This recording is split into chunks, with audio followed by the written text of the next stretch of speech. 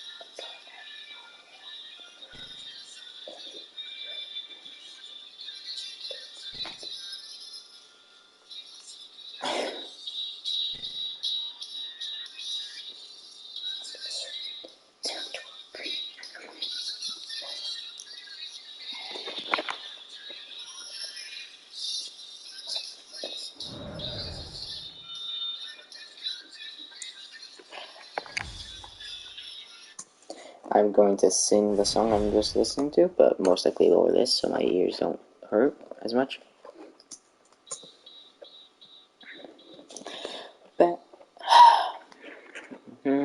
Back to the street where we began. Feeling as good as lovers can, you know. Young or good, things they shouldn't read. The end of history, as we know. Since the end of the world, into the street we began. Feeling as good as lovers can, yeah. Into a place where hearts can bloom. It's 9 in the afternoon. Fuck.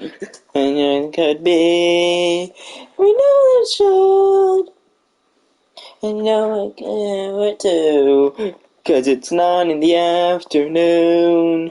Your eyes are the size of the moon. You can, so you do. Feeling so good. Hey, we should. Not we do. The way that we do, not the way that we should. I'm stupid. Moon, eyes are the size of the moon. You really can do. Feeling so good. Back to the street, down to our feet, losing the feelings of feeling unique. Do you know what I mean?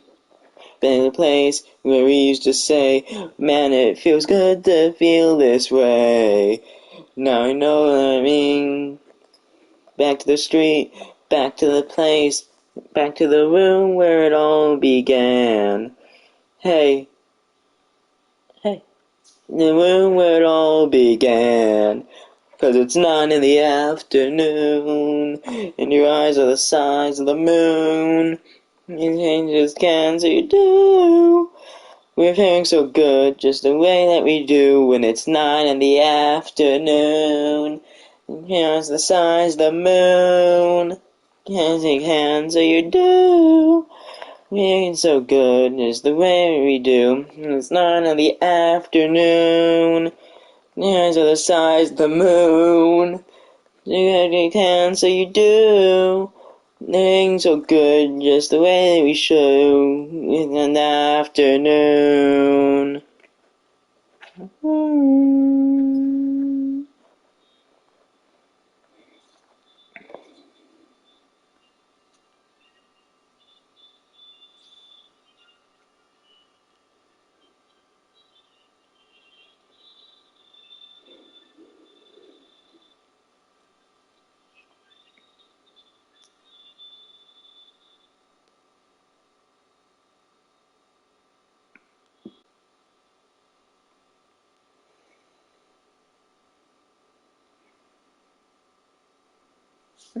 That's pretty easy. I'm doing the Panic at the Disco song. I was told to say I don't own the rights to these songs, but knowing what Twitch is, it's still gonna go. Or copyright, even though I'm just singing them. This one's kind of obvious when it starts.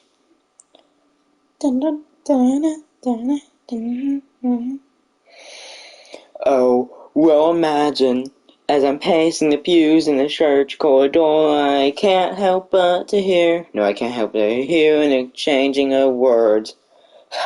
What a beautiful wedding, what a beautiful wedding, says the bridesmaid to a waiter, but that's not a shame, poor groom's bride is a whore.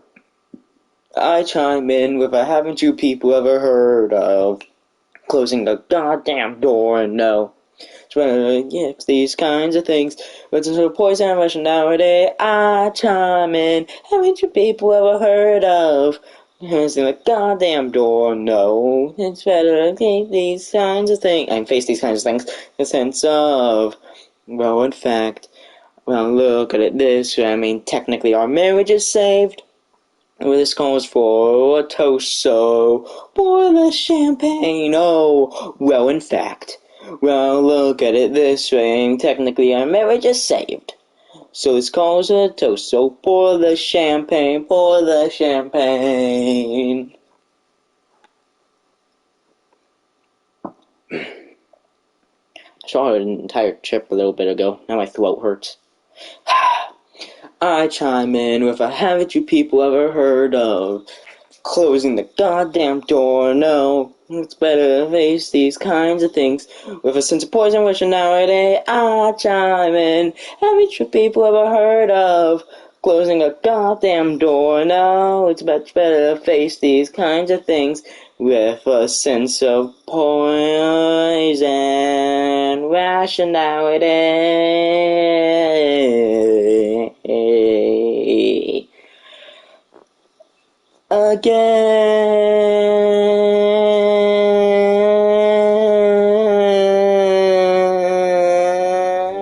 I chime in. Haven't you people ever heard of closing the goddamn door? No, it's just better to face these kinds of things. It's the poison rushing nowadays. I chime in. Haven't you people ever heard of closing a goddamn door? No, it's much better to face these kinds of things with a sense of poise and rationality.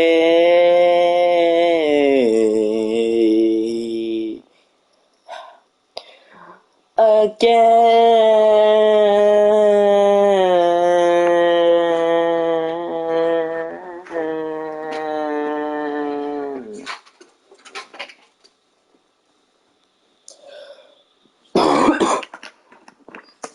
Why did I have to swallow an entire chip on accident?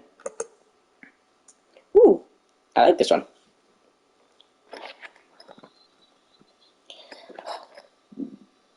Do I look lonely? I see the shadows on my face. People have told me I don't look the same. Maybe I lost weight. I'm playing hooky. The best of the best. Showing in my chest. You can see into me. Yeah, I can see it too. I'm wallowed, watching the sky fall. Lace in the dress, tingles my neck. How do I live? The death of a bachelor. Oh, letting the water fall. The death of a bachelor. Oh, seems so fitting for happy ever after. How can I ask for more? A lifetime of laughter at the expense of the death of a bachelor. I'm cutting my mind off. I feel like my heart is going to burst. Alone at a table for two, and I just wanna be served. And when you think of me, Am I the best you've ever had? Share more one drink with me. Come on, even though you're sad. I'm walking the long road, watching the sky fall. The lace in your dress tangles my neck. How do I live the death of a bachelor? Oh, letting the water fall. Death of a bachelor. Oh, seems so fitting for happy ever after. How could I ask for more? A lifetime of laughter at the expense of a death of a bachelor. That's actually pretty hard to do. I'm good. Props to you. And the song pauses itself for a second.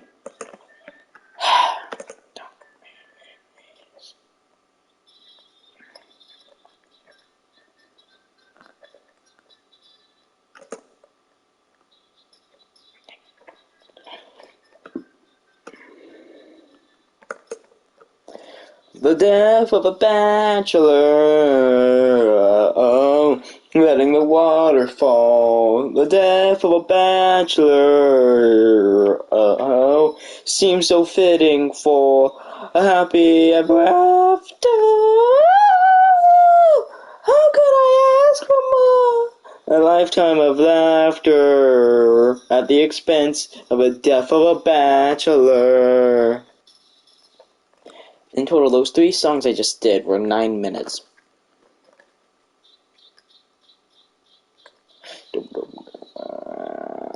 Don't feel like doing this one.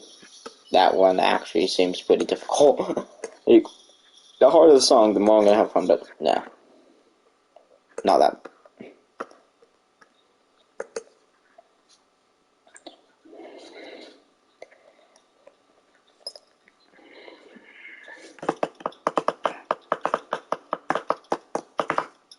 I've been packed still, can't carry more. There's somebody else to carry me. There's nothing left for me at my door to take what I know or who they used to be. I've changed my life for one day, nobody else to save. I can't change into a person I don't want to be, so, oh, it's Saturday night. Yeah, praying for the wicked on the weekend. Mama, can I get another amen? Oh, it's Saturday night. Yeah, we're gonna repent. Mama, can I get another amen? Oh, it's Saturday night. Yeah.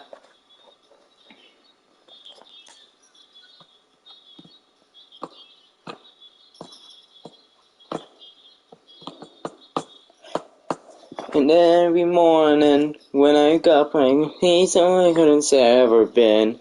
How much more than I ever was, even I didn't change on.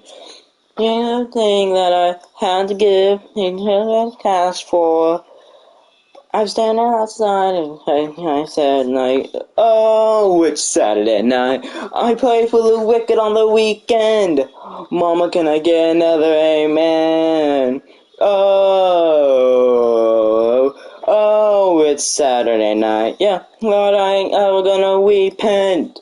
Mama, can I get another amen? Oh, it's Saturday night. Yeah, if I had one more day to wish, if I had one more day to be better than I could have ever been. If I had one more day to wish, if I had one more day, I could be better, but baby, oh, it's Saturday night. I'm playing for the wicked for the weekend. Get another amen. Oh, it's Saturday night. God, I ain't ever gonna repent. Mama, can I get another amen?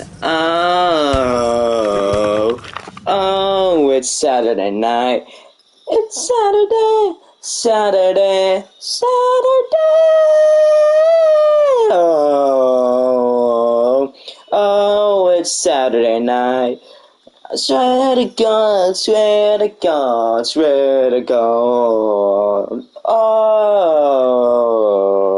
oh, it's Saturday night.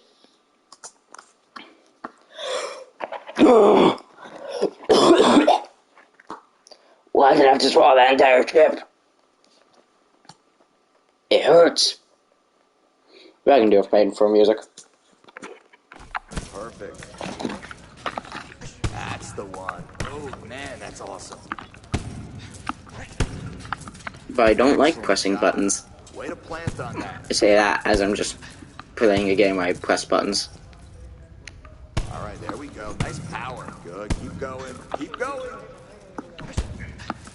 Here we go. Good stance.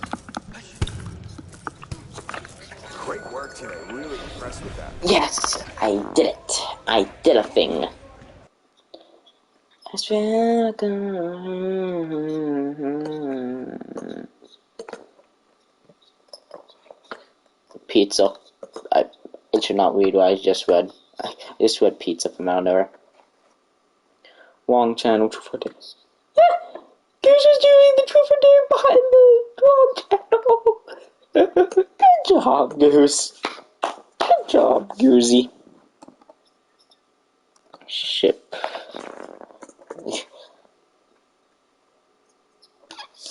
The Quincy Lord. No, no, no, no, no.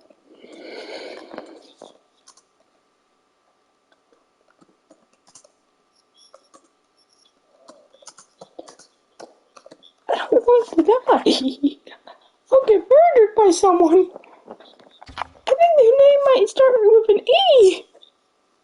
And then end with an A. And the rest of it is sports. 2 minutes, 49 seconds, huh?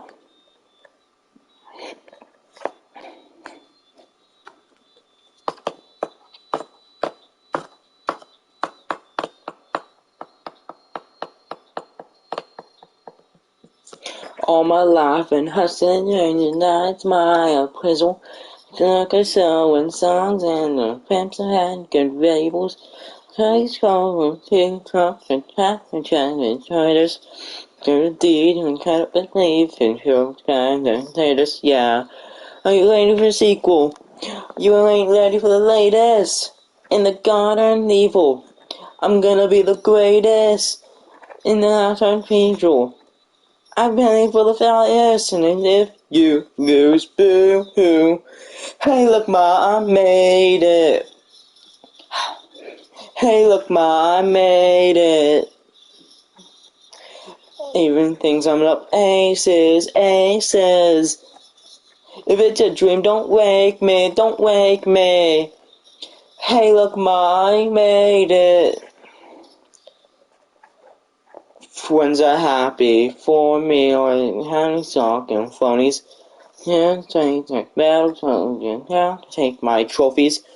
Yeah, oh, you'll see, I'll judge out the other lonesy rosy.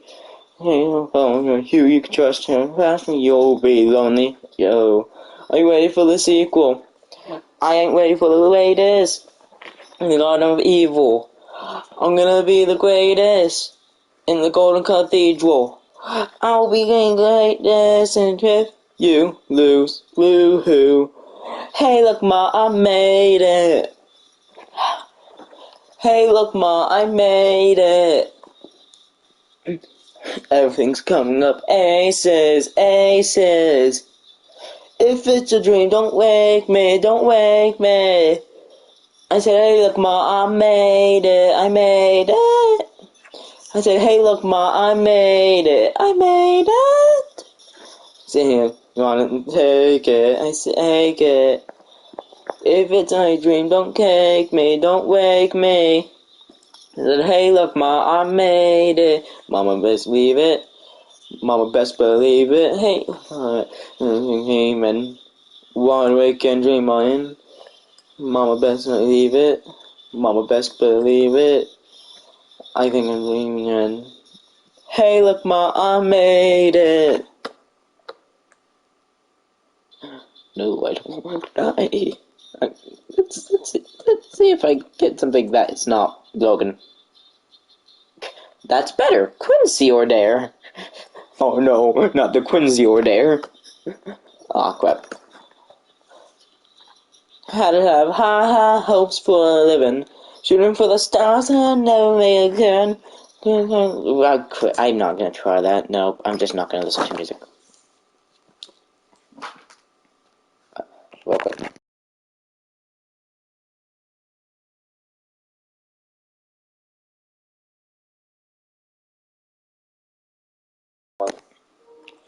Okay. I think Emerson might just be tone deaf. Like, I hear my own voice when I'm singing, and I fucking suck.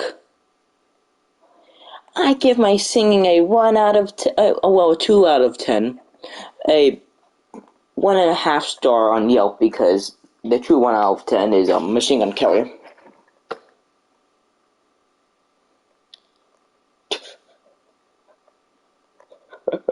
What? I am both Quentin and Sophia at the same time. What? I find it funny how this thing ships me and Sophia when she's trying to ship me and myself. It fails. It says that would be a horrible match.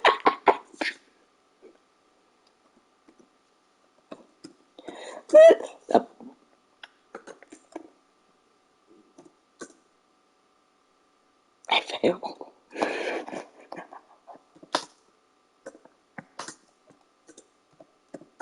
I failed. I failed. I failed. I failed. I failed it 2 times. Both at typing out words, so. Big brain. Now let's try this again. No!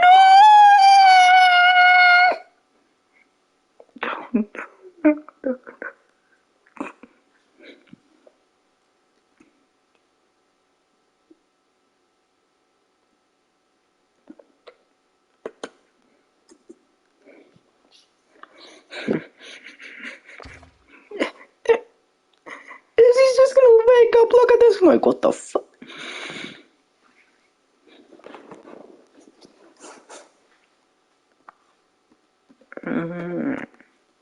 Something that is not easy.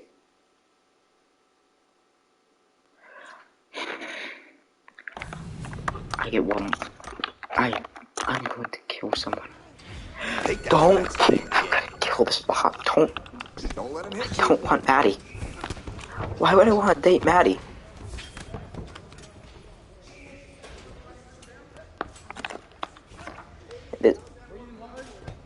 Come on, let's get up to your feet. Keep them on the outside. We got 10. Carry that. There we go. Good hips. That's it. Beautiful hips right there. Beautiful. Perfect. Nice. Yeah, that's it. See what he did there? Really impressed with some of the things you did. We'll fix the rest. Don't worry about it. Today our focus is takedown defense.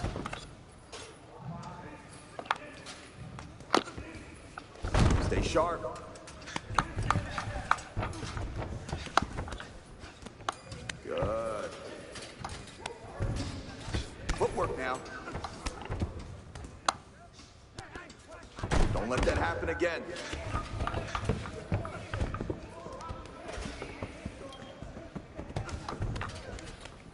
Good job.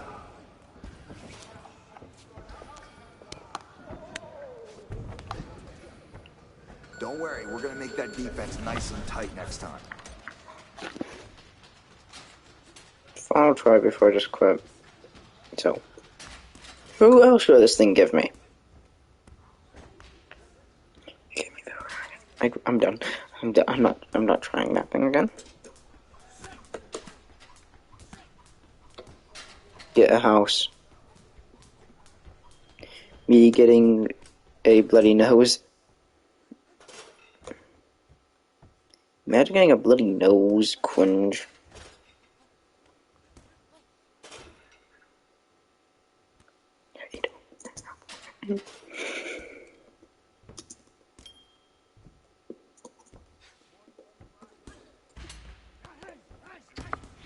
Today's takedown defense only shows dude who's the boss. For sure, takedown defense still works if you're not near your opponent and they can't take you down.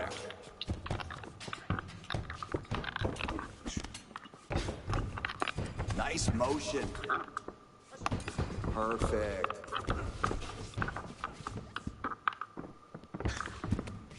There we go. Roll with that. Way to use your head. Truth.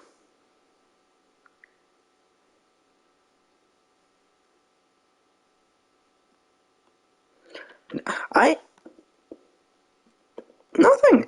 I have no money. How would I donate anything to a Twitch streamer? Have you ever told a secret even if you said you wouldn't?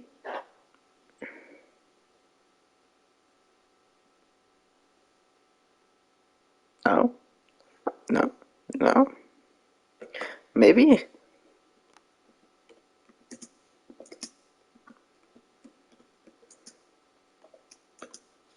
Like, I oh. Have I? I need to ask Logan. What's something you love to do with friends that you'd never do in front of strangers?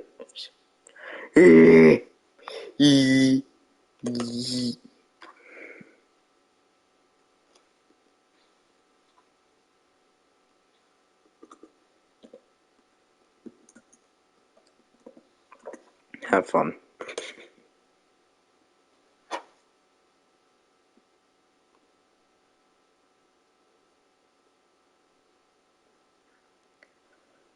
What's one movie? I think I'd have to say, like, Babysitter? From Netflix, like that movie? Because that movie, like, the first one was apparently, like, a lot of people say it was cringe. I liked it. Here we go. It was a good movie, I thought. Apparently its sequel was even worse, so. Beautiful. No, even though Emerson does not like blood, I'm gonna try and convince them to watch the movie, to watch Babysitter, or Queen with me. Like, you don't like blood, huh? Watch horror movie with me. But the bad thing is, if they agree, I'm gonna feel like such a bad person. Like, they wanna watch a UFC event, like, they wanna watch UFC with me. Those people fucking punch each other in the jaw until they start bleeding. Like, fucking punch each other in the eyebrow, slice their opponent's eyebrow open. And she wants to watch that with me. She has that, like, something phobia. Pofophobia. Let me get all the way up here.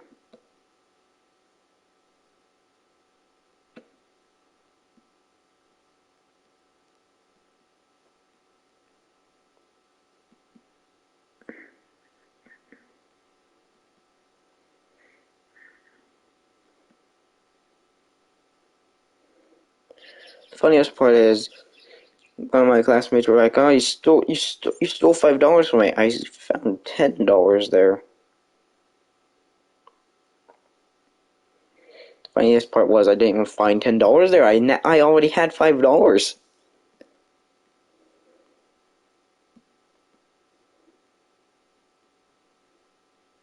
Heterophobia? No, I think that's just the fear of heterosexuals.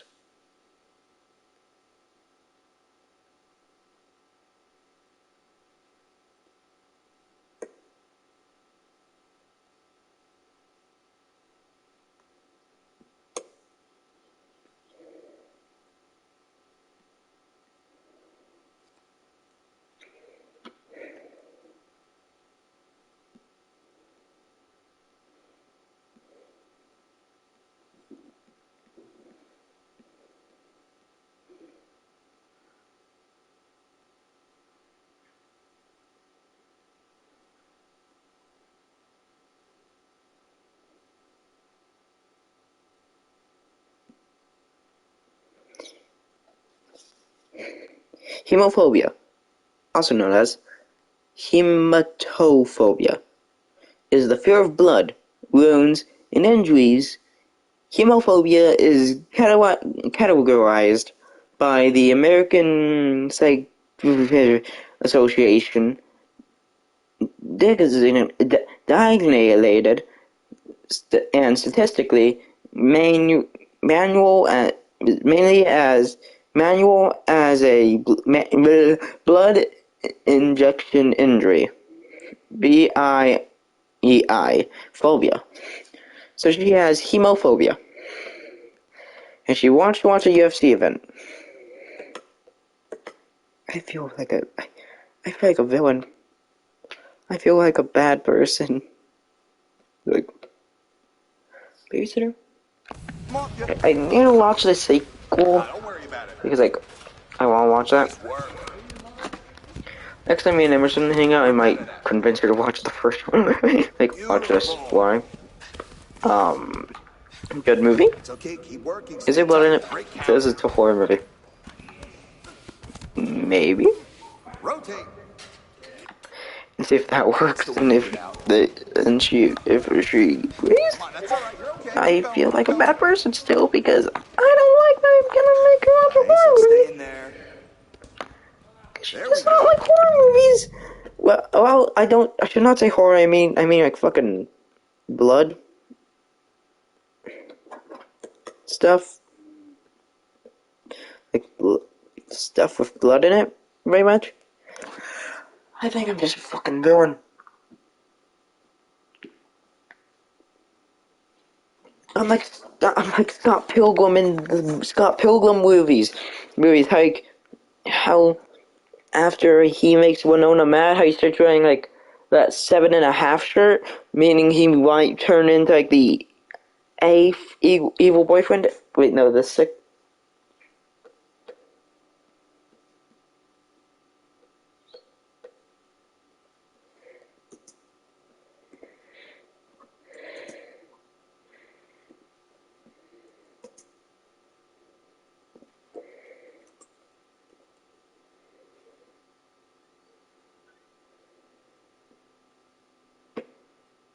Everyone needs to see.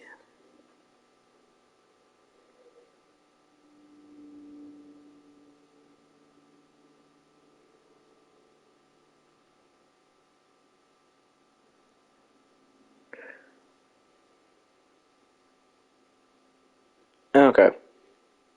So, the comics that was coming out during the filming of Scott Pilgrim vs. the World.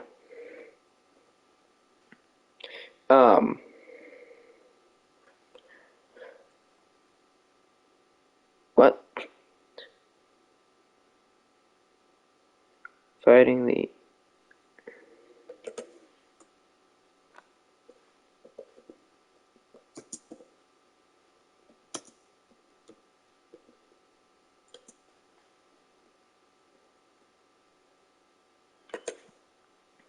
Seven. So yeah. After him and Ramona Flowers argue, he starts walking around with a 7.5 shirt, meaning he might become the 8th evil X. Like, I don't know why I'm explaining a movie that's literally 12 years old now. I was 2 when that movie came out! Holy shit! Wait, Scott Pilgrim. I think that came out back in like fucking 2010. So, check. Yeah, that came out back in 2010. I was August 13th, 2010. Okay, so I was 1 year old. What the fuck? I was 1 when that movie came out. Huh?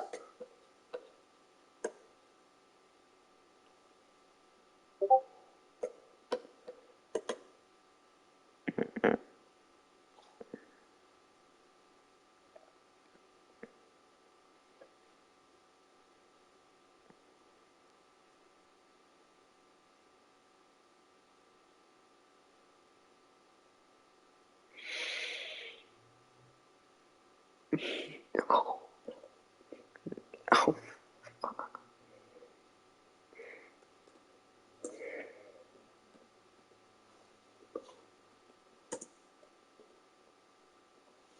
Mm-mm. Okay, so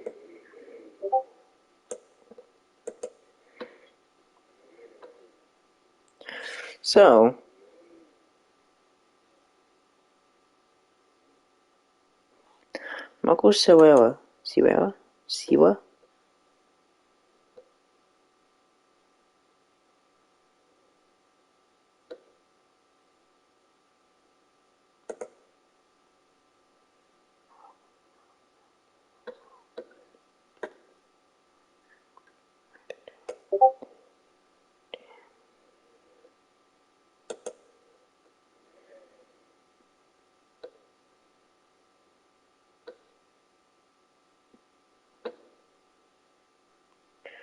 Who's been playing this?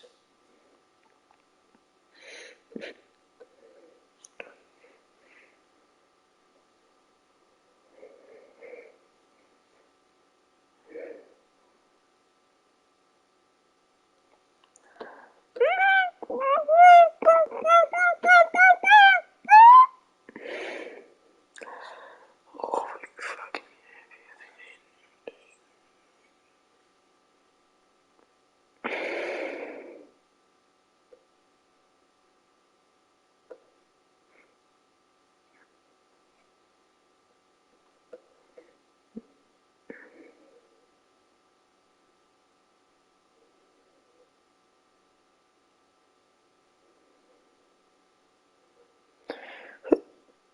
Huh.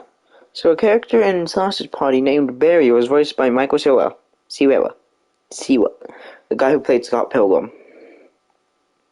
Hits.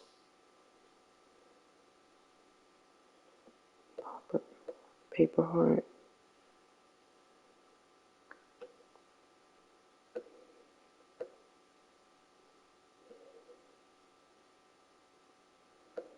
I did not want to click on this.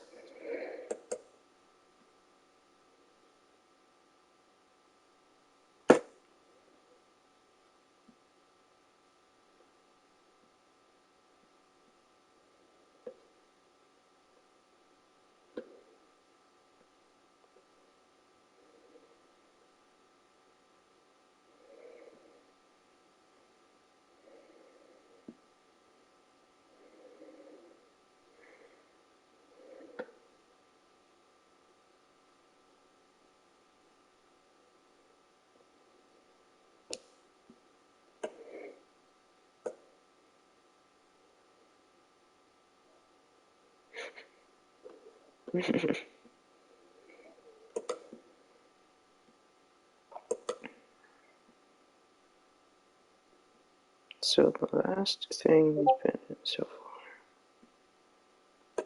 So a movie in 2018 was one of the last things he's been if I'm correct.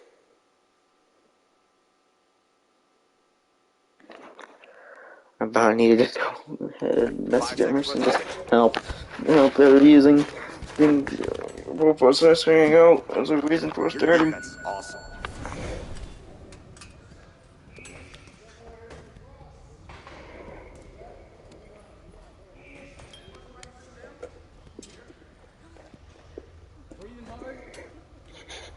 Help.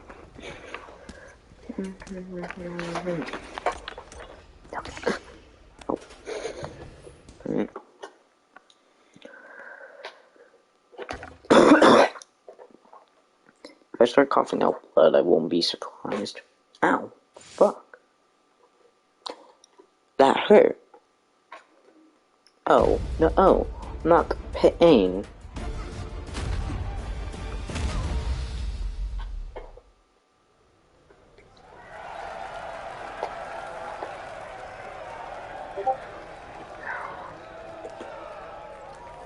Facts. Johnny Depp, the first man to ever win an argument with a woman. Yeah! That's actually true. He's the only man to ever win an argument against a woman.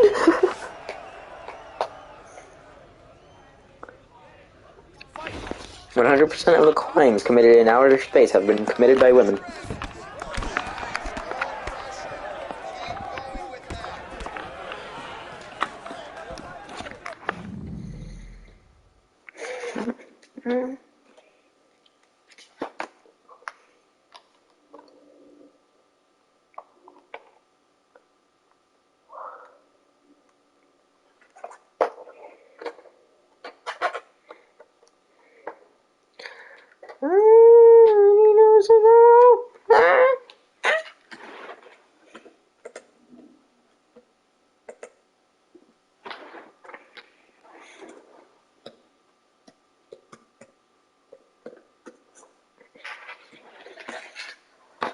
Ow, fuck.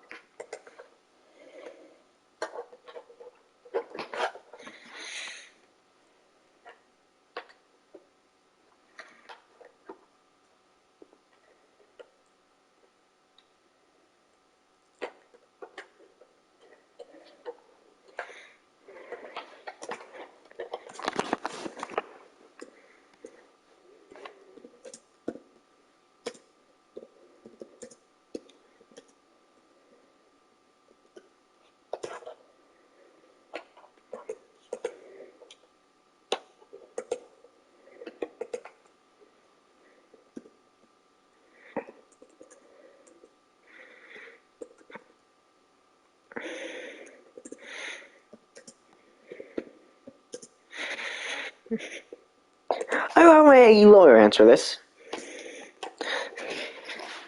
I just at Logan. I want my lawyer answer this. Logan.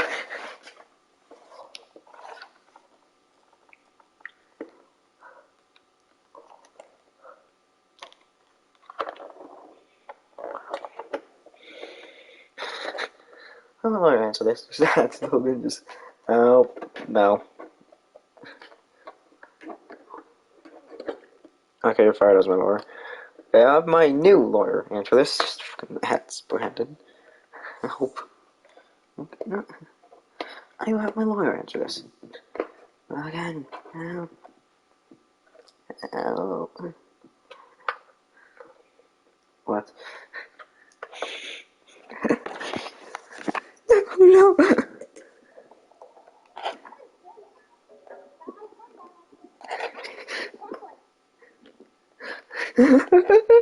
That's just a funny clip now. See, together. True. Logan, no. Logan, you were meant to be right. Logan, you were meant to be the savior. Like, why do you actually find this clip hilarious? Just JJ's doing cool tricks and then just... I'm just walking by. I'm not even joking. I would not have been surprised if Emerson had fallen when he was up there. Well...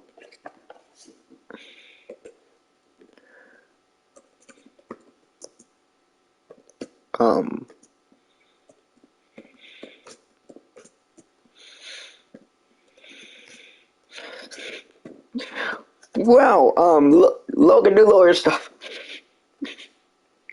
No. I'm just expecting Logan to just type no, eventually. Just no. No. I'm not doing lawyer stuff. I don't want to. Well, Logan, do lawyer stuff. No. Yeah. Yeah. It seems like this one was correct. Well, Logan, do lawyer stuff. Please.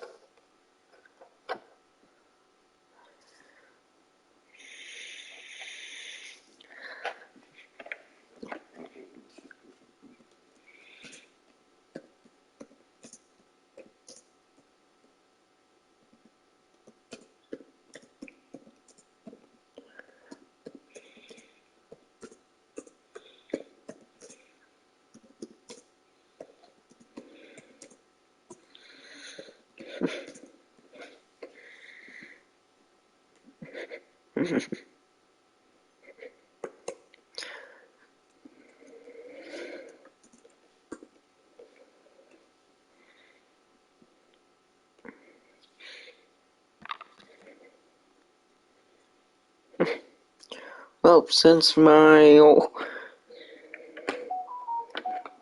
Since my lawyer is not helping, time for my new lawyer.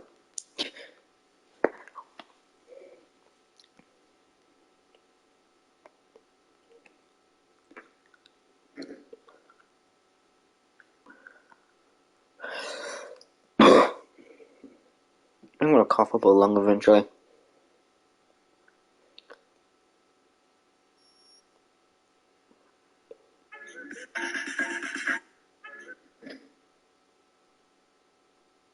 Show your death stare when the beat drops.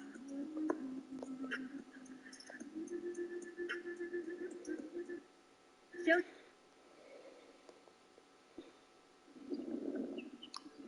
Birds. We're getting so close. Oh my goodness. Birds. He's just vibing. Look at it. Bird.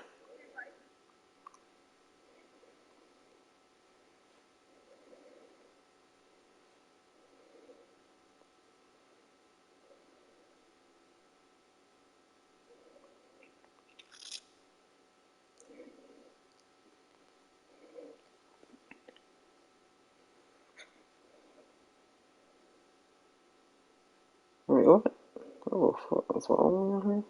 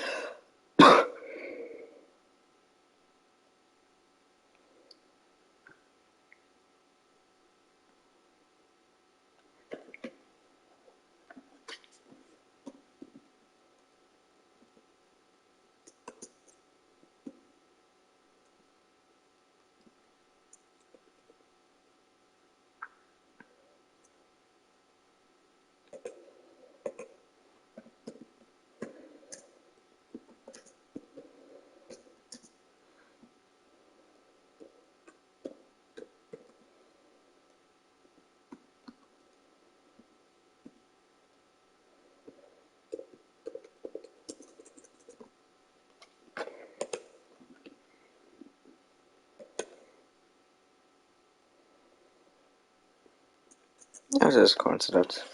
I'm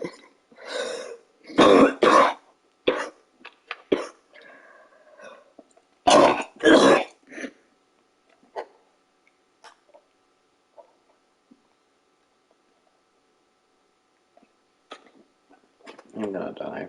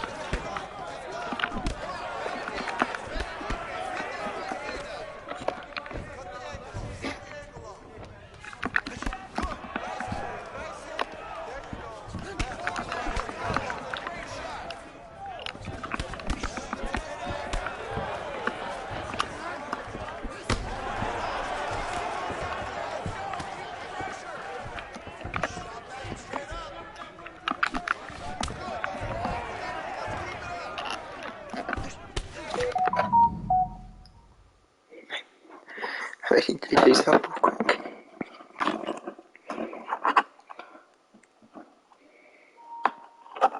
Sharp control.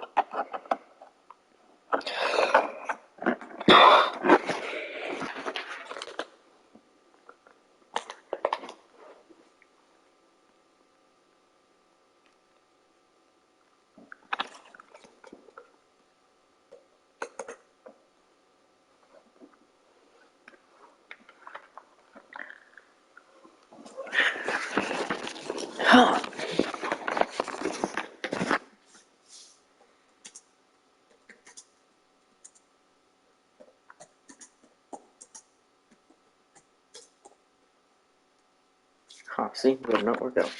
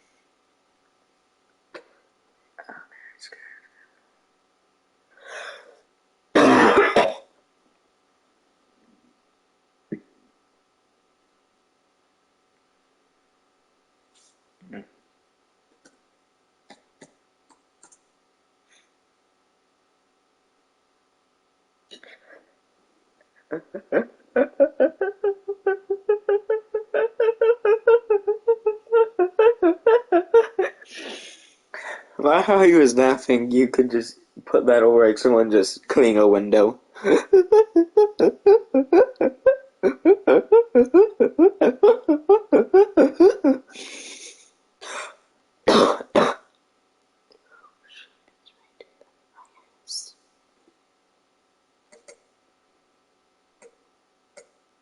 This one. This one. Whose ship is rated the highest? But no, I'm not putting in that picture that I got from the Google because that was just stupid.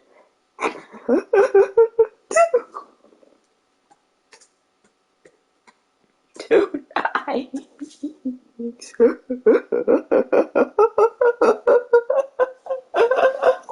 the chances of that? 3 times? Oh, ooh, no, ooh,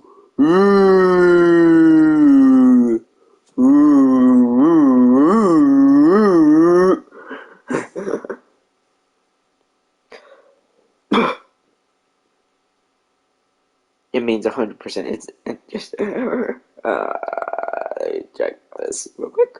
Boop.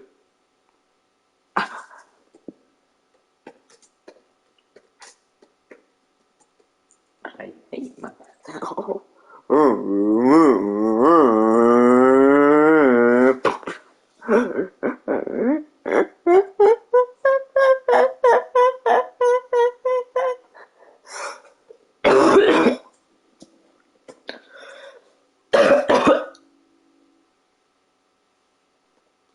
No. Yeast, no. That's all I had to say about that is just no. That lawyer isn't gonna help, she said.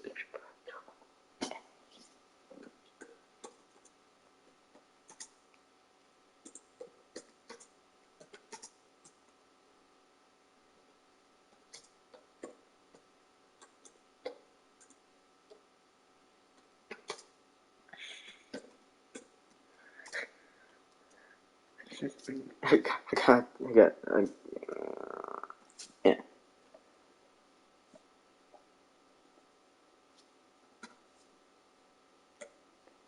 Wait, goose stuff? No. Well, who else? Because I'm sure Brian is just gonna agree with them because he agrees with people. My fun.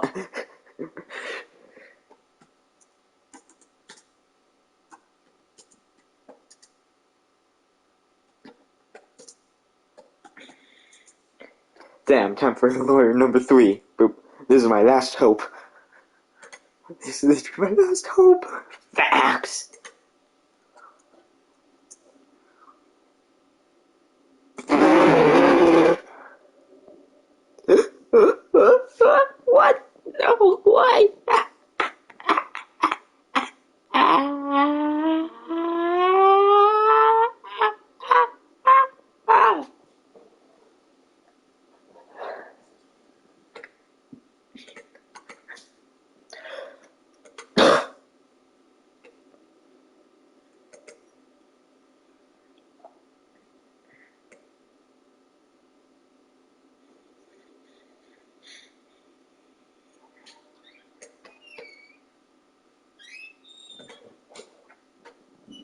Hello. You coughing? Yeah, when I was eating my chips, I didn't chew one of them correctly, so one about this big went down my throat. Sound like you're throwing up. What? Sounded like you're throwing up. Ah. Chip.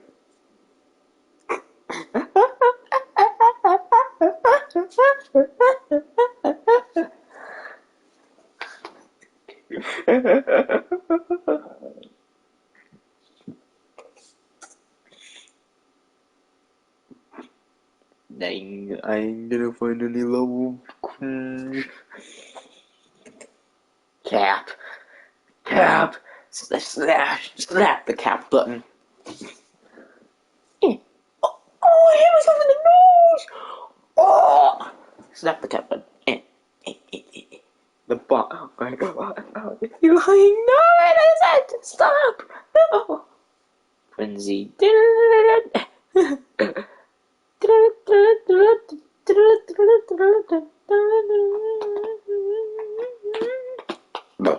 Excuse me.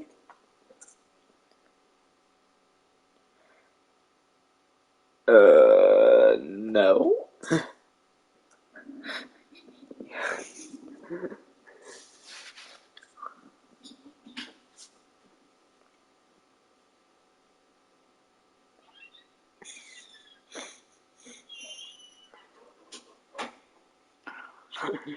No. You can take that person.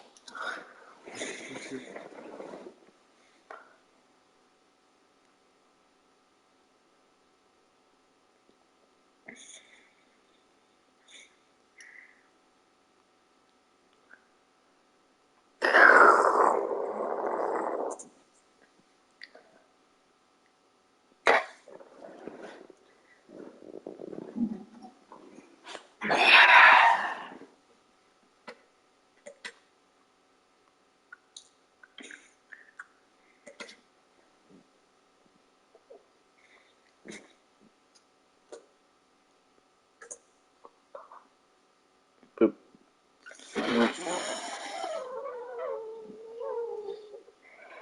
What?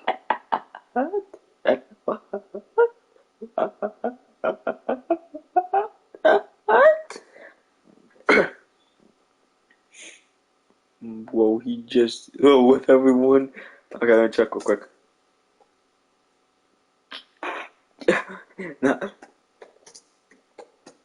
Not this one. Yo, he's just low with everyone. Not this one. Boop.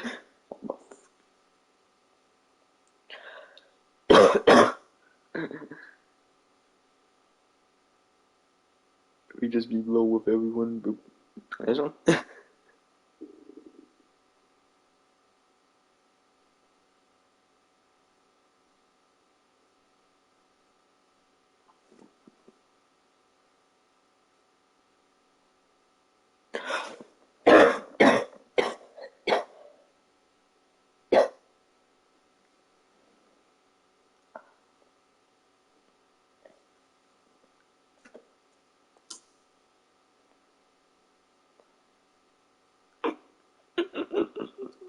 I just hated by everyone in the world.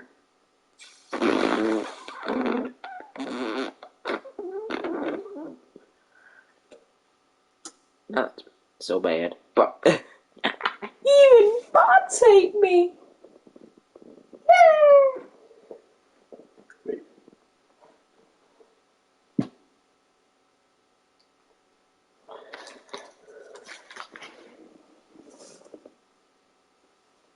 That's just sad at this point. Quincy,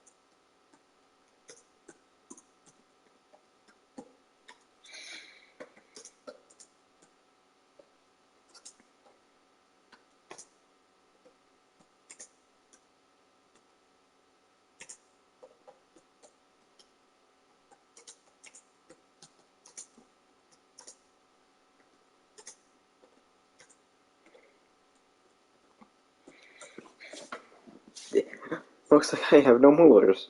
But I do have JJ's number, so I will ask him for help.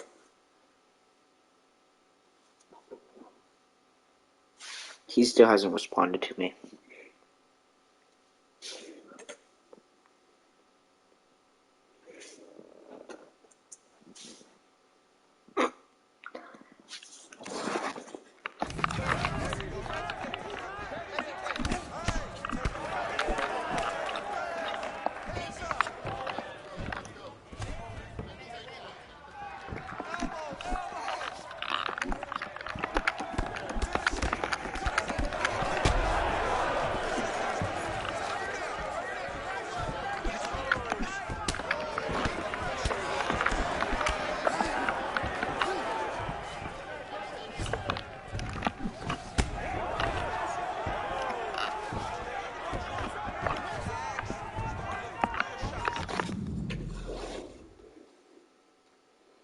Final try. Give me something good.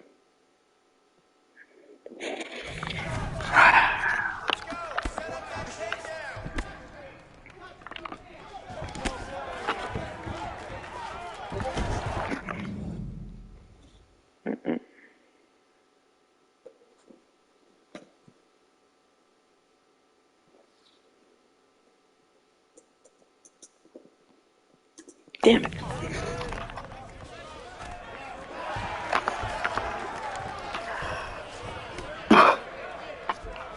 JJ was the chosen one. Here's supposed to defeat the Sith, not join them.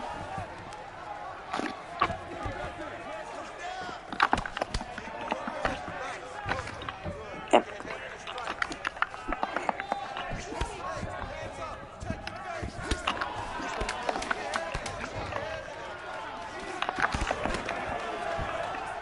Oh, I missed.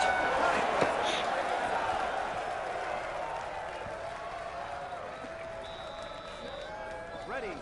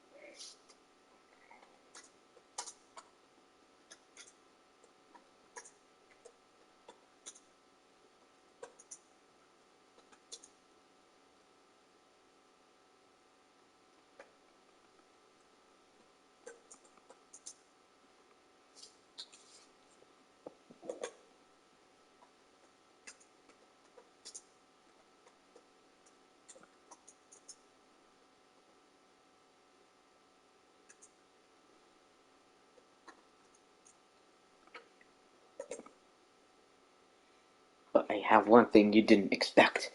That wouldn't help. They think I'm dating anonymous. Oh, they think I'm dating anonymous. Stop.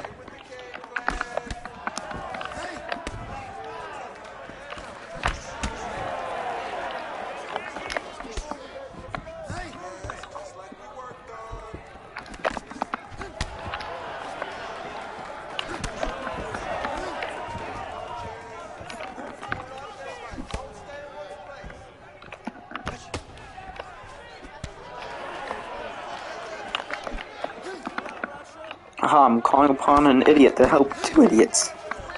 Big brain.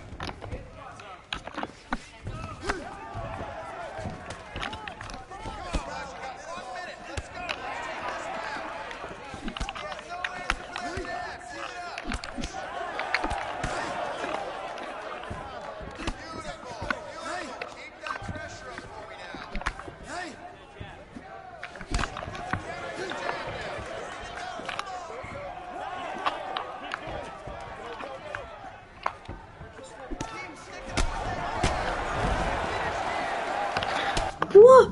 Don't fucking show my head is flashing when I'm unconscious, you piece of shit game!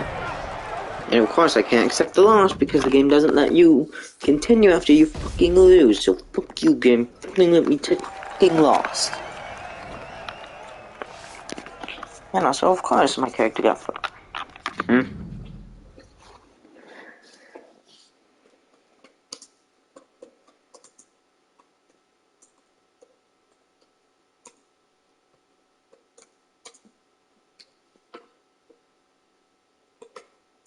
They think I'm dating an anonymous. They think I'm dating an anonymous person. Are you? No. I knew it! No. I could expect it. I was 3 miles ahead of their brain. Wait, how can you become 3 miles ahead of someone's brain? Quentin, do you have a brain? See, my bot doesn't agree!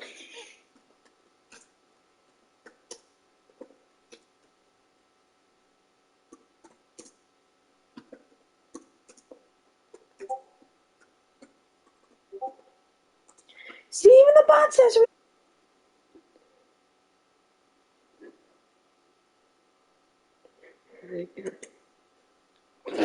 yes, you go. Loud noises.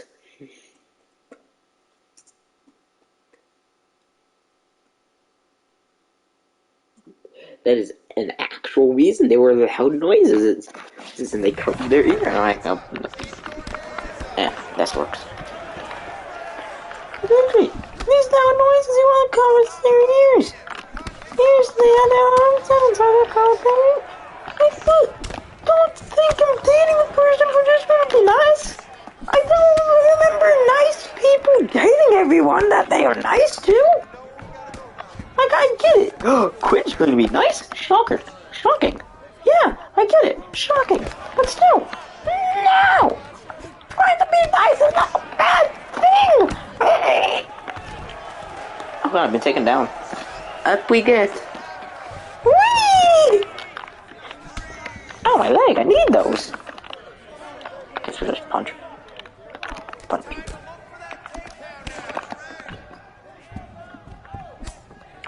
Loud noises.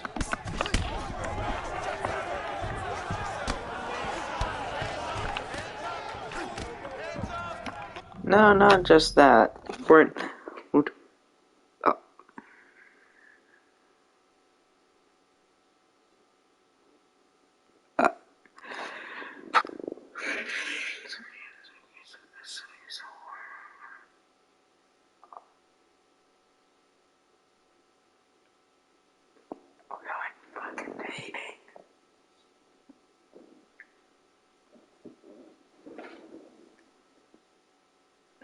God, fucking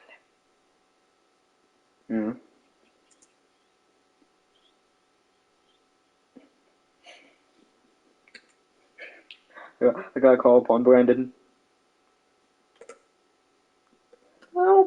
Well. And Brandon, help. Well. I'm the person I honestly hate. Because these people actually think the reasons for why they think I'm dating never said, I'm not dating her. She has said more than once that we were dating. Instead of dating me, she would really jump off a cliff. Why would me and her date?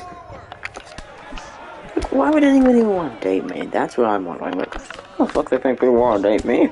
Well, Glenda, help. Glenda. What? Glenda.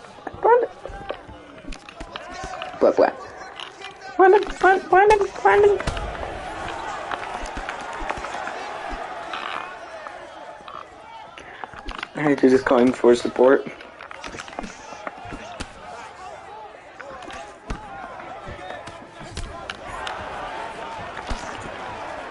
This is for a takedown, just got slightly tapped anyway. Oh.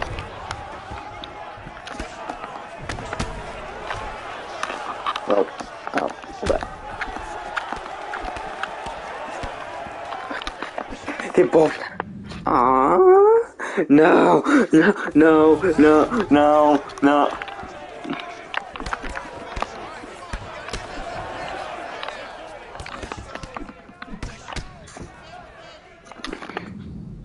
But whoa, look how cool he looks.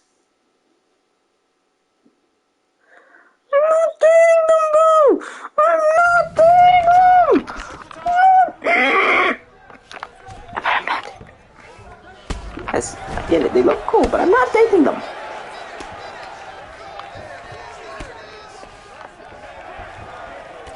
Apparently so am I if I listen to JJ. Because he is not fun to blame people. Get your bitch ass up. Well, fucking pick a fight. No, you can't win. Get your dodge to kick.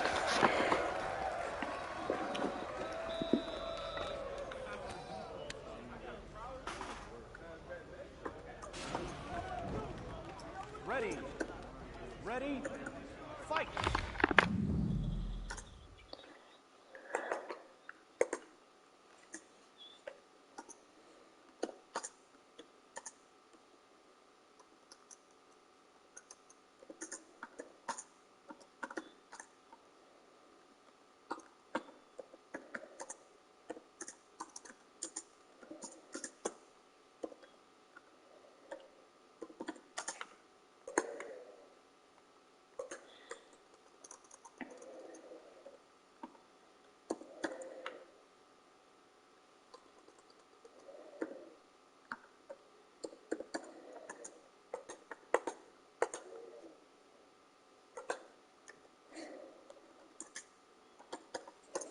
But I am also awesome if I listen to JJ.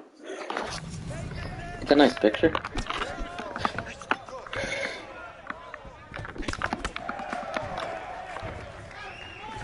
Eh.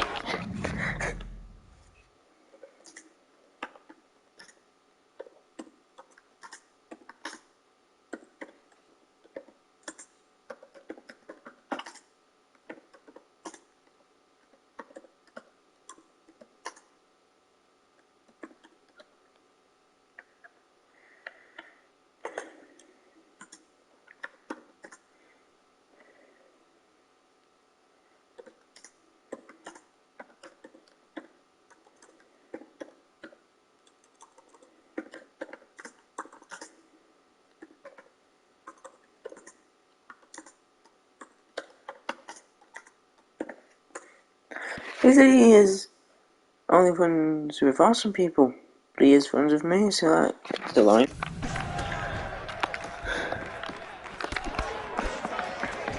Oop, I missed. Ah, God, I love how he said it. Well, I'm gonna try to become a UFC fighter. So you get paid $1,000 and go like, oh yeah, I'm rich now. Yes, exactly. I just loved how JJ said that at the outing.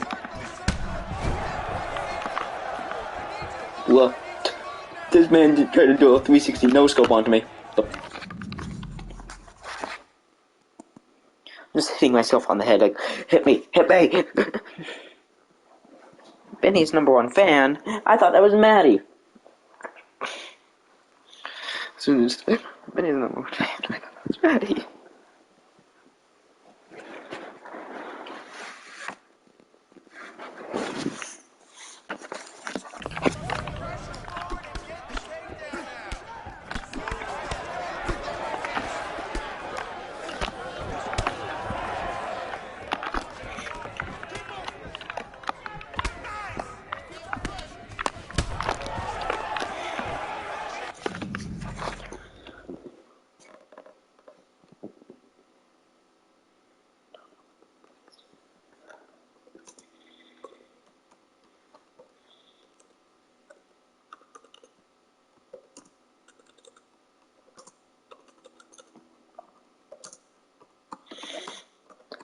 Anyway, I said that.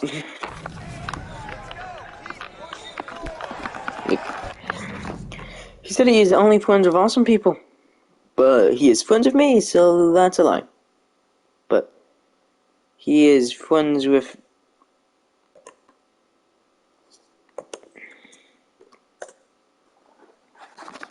I already said that. I forgot to add new part. I've just been reading the wrong thing. I know what.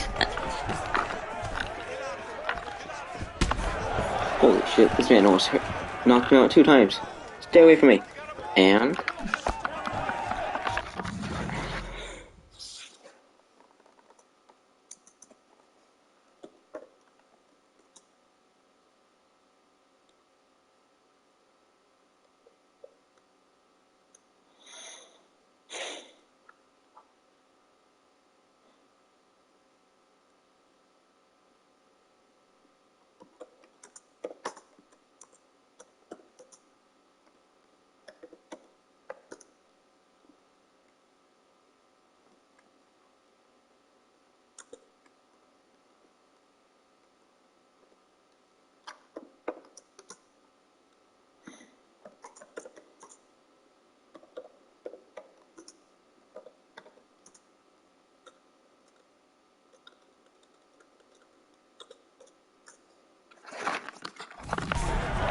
Holy shit.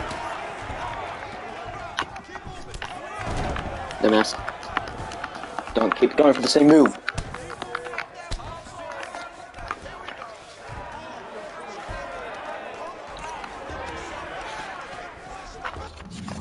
Forgot about that subject.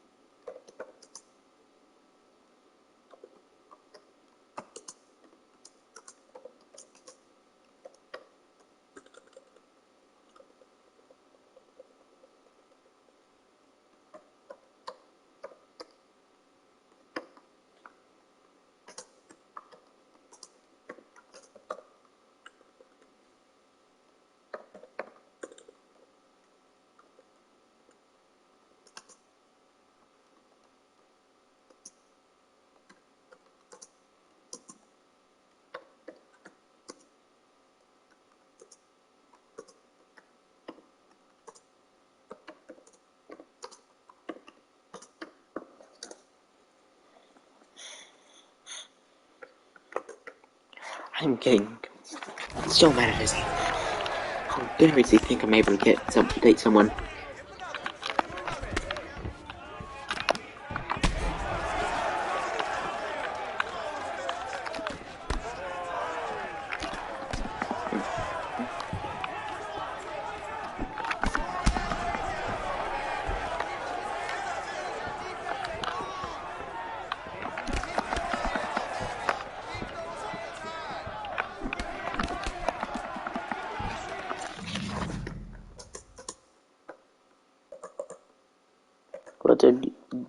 Twitch ad.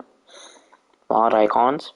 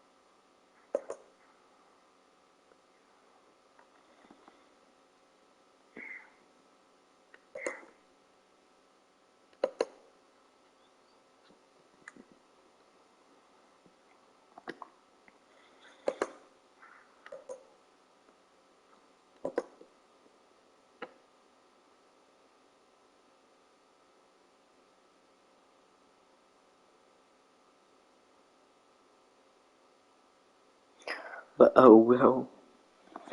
When?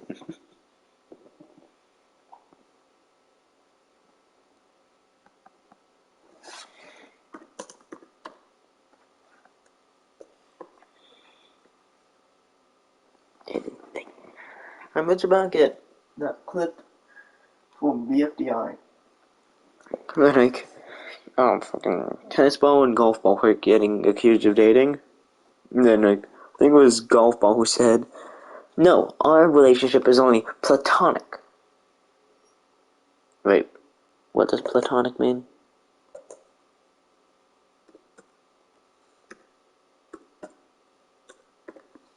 Platonic definition. I have to look this up. Platonic, of love or friendship. Nope, not that. Just friends. 2022 does not know what platonic means until he looks it up.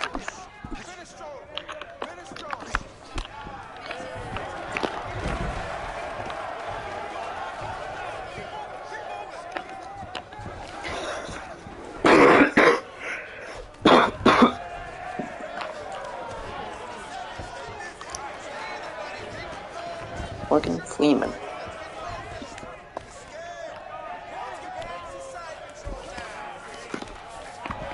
Not allowed to fight. It's not a fight. It's just hold your opponent on the ground because you know you're gonna lose the fight. And I lost the fight. That was literally a kick to the spine.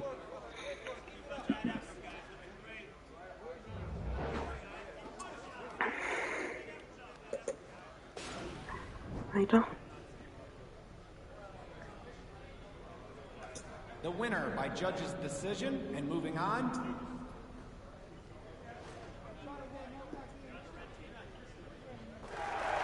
Okay, what?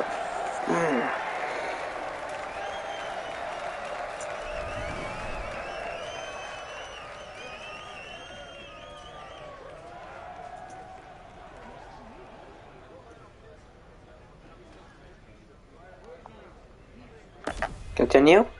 And will the game let me continue on from there? No. It's gonna say, start fight, and then have me go into a fight. So the game literally does not let you lose the Ultimate Fighter. You know, people that have lost the Ultimate Fighter have been able to come back into the Ultimate Fighter. Fight, prelim fight. See?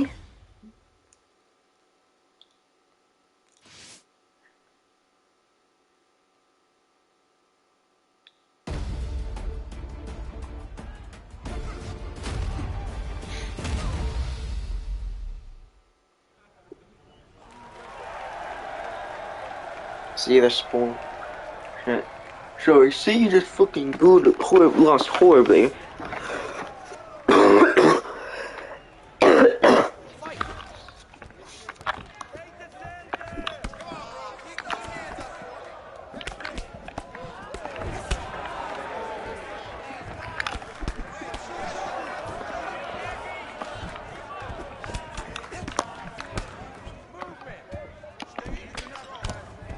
I just kicked the legs. Gotta chop down the tree.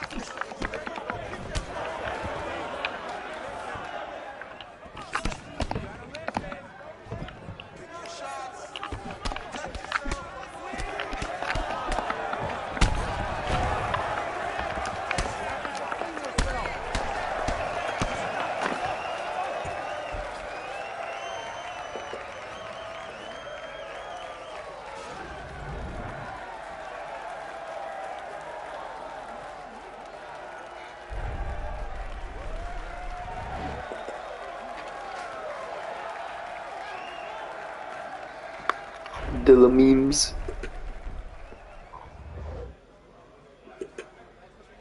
Though the two countries border each other, you cannot sail in a straight line from Italy to Vatican City. The US has more England than the UK. New Zealand is actually very far away from Austria. Winner by If knockout you and were to moving drop on. ramp on top of Wyoming, at least 7 people would die. Switzerland, despite dividing itself into cantons, does not speak Cantonese. New Zealand is closer to South Africa than it is to resistance. The population of Turkey is larger than Dominica, Grenada, Nauru, Vanuatu, Germany, and Monaco combined. If Chile were rolled up into a ball, that would make the evening news, as countries aren't typically known to do that. And finally, if India didn't exist, you could sail in a straight line from Mozambique all the way to Madagascar. Wait, huh?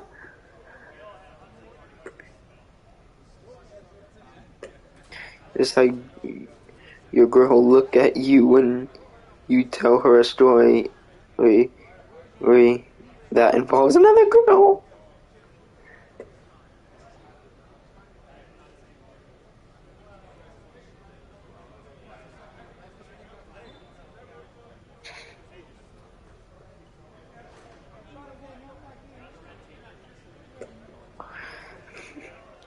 That's going on, and I'm just gonna post that Johnny Depp image I found. Johnny Depp, the first man to ever win an argument against a woman. Wait, no, with a woman.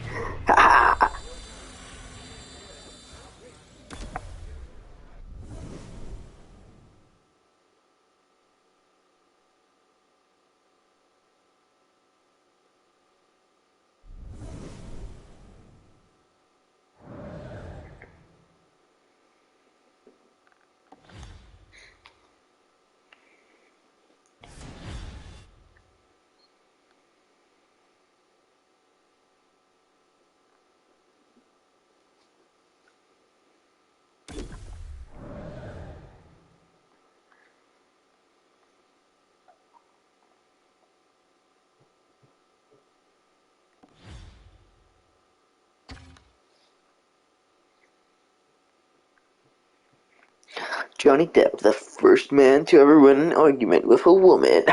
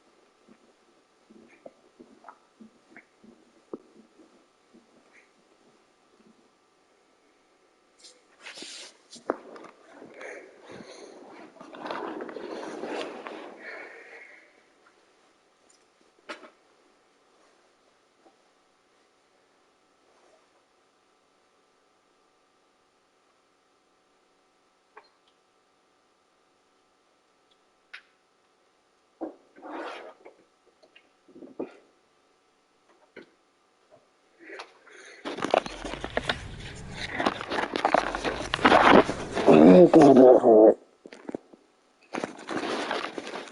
hurt my head, that hurt my brain, that hurt my everything. Why did I close my eyes and then spin?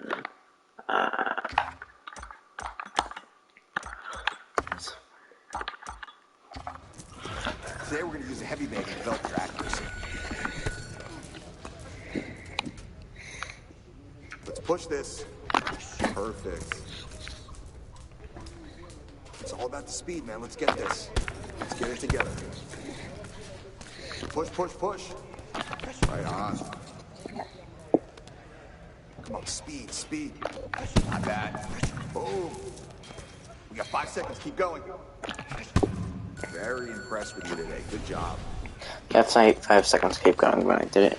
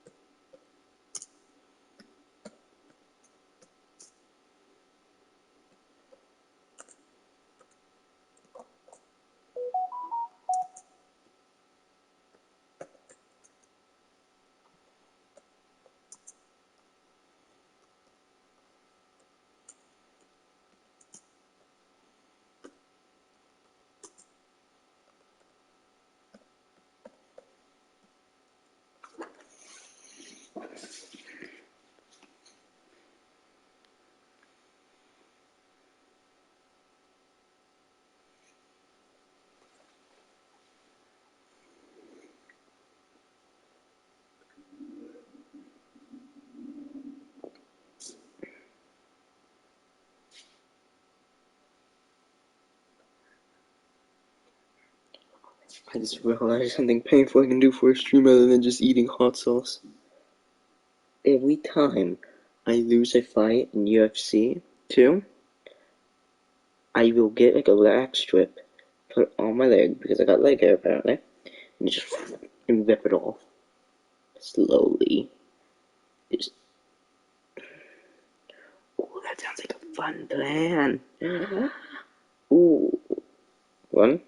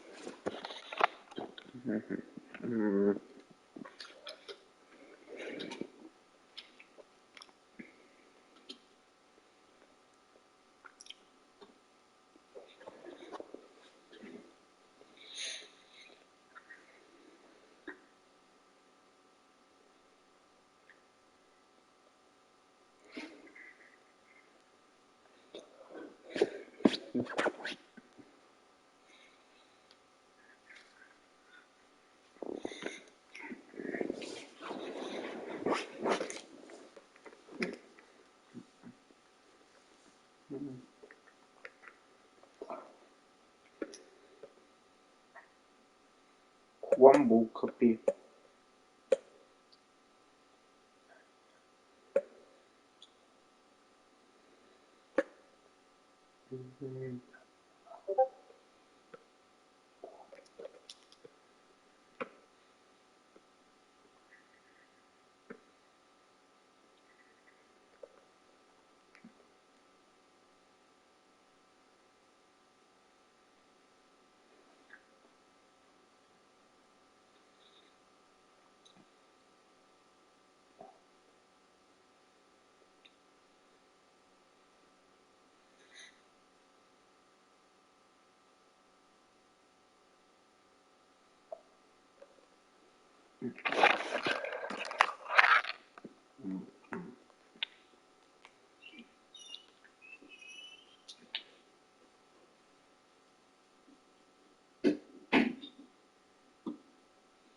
How's that?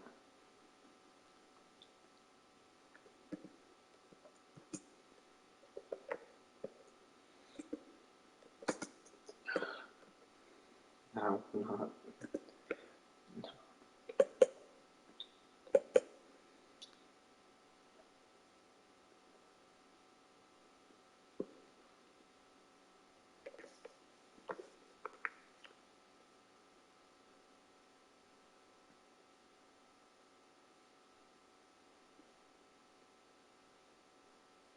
The toasted cheddar chalupa is back, only at Taco Bell. California is in its third year of severe drought. Our days are getting hotter and drier, leaving us with less water. That's why. After years of great friendship and heartbreaking betrayal, Jon Moxley and Roman Reigns will sign the contract for one final match, a No Mercy match, which could very well be the end of one of these men's career, even their life. Hey, dog. Thanks for bringing me on the team. This is going to be great. Thank you for this opportunity, man. I can't appreciate it enough. No problem. It's my pleasure. I'm super excited. It's going to be so much fun having you by my side to call the action. Yeah, definitely. There's just one thing I wanted to mention. I think it might have been a bad idea to fire CM Punk. The fans, they really want to see him. He was just recently hardcore champion. He won the Royal Rumble. I think you should consider squashing the thing and bringing him back. You know, I've been thinking a lot, and you might be right. It's just been hard dealing with him, you know? He'd definitely be very disrespectful, hard-headed. Even if I tried to bring him back, I don't think we'd be able to see him. Look out! Whoa! What the was that? He almost killed you! You okay? That guy! Did that seriously just happen? Guy's a maniac. You see what I have to deal with? Man, I need some help. There's too many things going on right now. I can't handle it. We're one big incident away from this company going up in smoke. Hey. I think I know the guy. Hey, I'm sorry to barge in like this, but I need your help. I need someone to help bring some order to this locker room. Things are getting out of hand and I can't control it. First, Moxley driving two of my guys into a river, almost drowning them. Then Joker Joe Moxley almost destroying the multiverse by stealing my time GPS. And then CM Punk, a guy you know very well, is trying to run me down, just like it did you. Please, work with me. I need you. I need the toughest SOB. I need the rattlesnake. What? Did you not hear? What? I was saying. Just busting your chops, kid. Sure, I'll help you out. I've just been kicking back, chugging my broken skull IPAs, and I can definitely see you need to get your shit together. So we're gonna put an end to it. Anybody that tries to run amok on my show, it's gonna get them all hoes stomped in their ass. And that's the bottom line, because Stone Cold said so. Ladies and gentlemen, we are here to sign the contract for the first ever No Mercy match between Roman Reigns and Jon Moxley for the WSC Hardcore Championship. And you're probably all wondering what a No Mercy match is. There is no length these two men won't go to win the Hardcore Championship. After everything they've been through, and it all started when Jon Moxley showed mercy to Roman Reigns. Suffice to say, we are way past that. Therefore, these two men will sign this contract, which entails that WSC nor either one of these men are liable for any injuries, fatal or otherwise, that occurs within this match. Now, Roman, as you are the champion, I'd like for you to sign first. You see the tribal chief eyeing down his opponent, his former brother. It seems like the head of the table has something to say. John, it didn't have to be this way, man. We were tight. We were boys. But you just couldn't control yourself, could you? You caused this, all this. Back in 2019, I beat you, fair and square. You couldn't handle it. You threw away our friendship. You tried to end my career. You see, I wanted to believe that you changed for the better. That the old Mox was back. And for a while I did. We ran this place. No one could touch us. But it always had to be about you, did it? Why is it that you've gotten all these opportunities around here? You're a stuntman. You're a joke. I'm the man all of this revolves around. Our franchise. Our this. Why can't you just sit this one out, John? This place is done. This is my show now. I did what had to be done. I chose my bloodline over you because I could see you still got that darkness in you. I knew it was only a matter of time before Jon Moxley goes off the rails again. You tried to drown me. You tried to bash my skull in with that goofy-ass bat. What do I gotta do to end you? I know you, John. You're relentless. And even after all the hell you put me through, I still care about you. I care about your family. So I'm telling you right now, don't sign this contract. This is your chance. This is your chance to walk away. Go home. Go be a father. Leave this all behind. You've had a great career. But I'm telling you, if you sign this, everything you've done to me will look like kid games compared to what I do to you. I don't want this on my conscience. Don't make me do this. And it seems like Roman Reigns has drawn the line in the sand for his former brother, Jon. I'm making waffles. Wait, I think an ad's coming on. Little Ninja, with YouTube Premium, there are no ads. Moxley, and it seems like Jon Moxley's not gonna.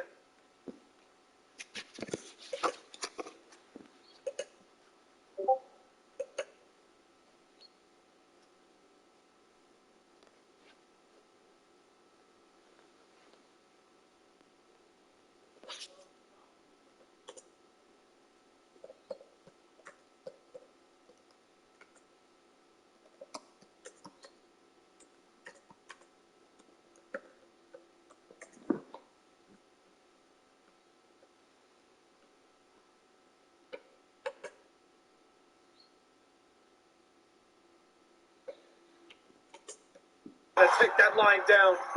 My brother, I trusted you, man. I trusted you. You stabbed me in the back, you son of a bitch. Claimed to be all about family. I thought we were family. We didn't need to be blood to be family. We were brothers. You threw it all away. I loved you.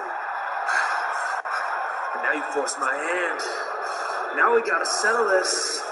You think I'm a stun man? You think I'm a lunatic? You think I'm reckless? When that bell rings, you will find out what I really am. And that is a no good, dirty, nasty son of a bitch who's gonna rip your head off and shove it straight up your ass. The difference between you and me is I'm willing to die for this. All you are is a pretty boy, a kiss ass, who doesn't like to get his hands dirty. You don't have what it takes to put me down. Bring the Usos, bring Heyman, bring the whole damn family. You're gonna need an army to put me in the ground, because that's the only way you'll ever beat me. And there you have it, ladies and gentlemen. A fired up Jon Moxley and a reluctant Roman Reigns are coming to terms with the hellscape that awaits them. They're pretty much signing their lives away in this No Mercy match. This is no better than getting the death sentence in court. Sorry, John. You did this to yourself. I gave you a chance, and now you just signed your life away. Make sure before we do this that you go home and tell Renee, your baby girl, that you love her, and that you're sorry. You're sorry that you won't be around her. You're sorry that your wife will be a widow. Your daughter will have a father. John, if you force my hand, This is what it's come to. Ox. Guess he's contemplating that. No mercy. And oh my God, Jon Moxley laying down the law. Watch him. Oh wait, the beast incarnate, the alpha male of our species, Brock Lesnar is here to spoil the fun. And here comes the Usos, and just like that, you know, could we really expect anything else from Brock Lesnar? The Usos are pretty much fodder. And now, I don't even know who he's after. Oh, it seems like he's after Moxley as he just tosses him down like a sack of potatoes. How easy it is for Brock Lesnar as he brutalizes Moxley with that rolling chair.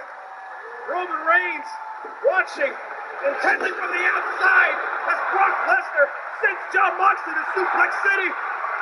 And now he's looking to finish the job. The face of the beast.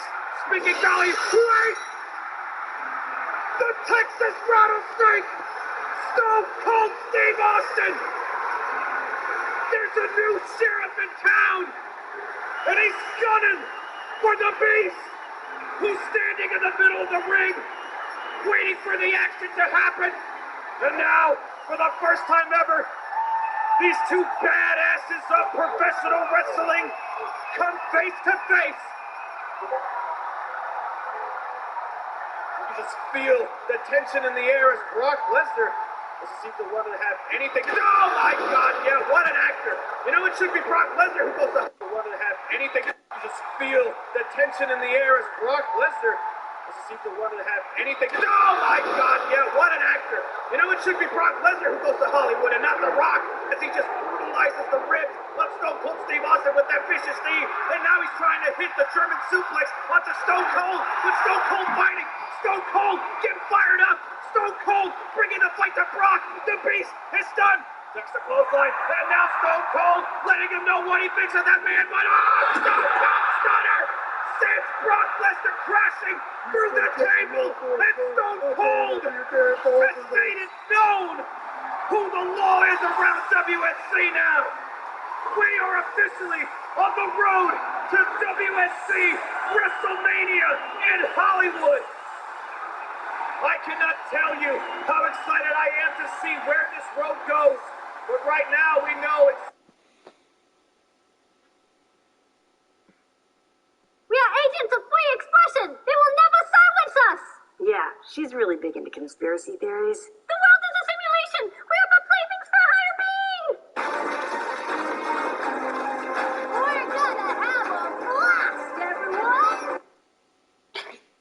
That is true.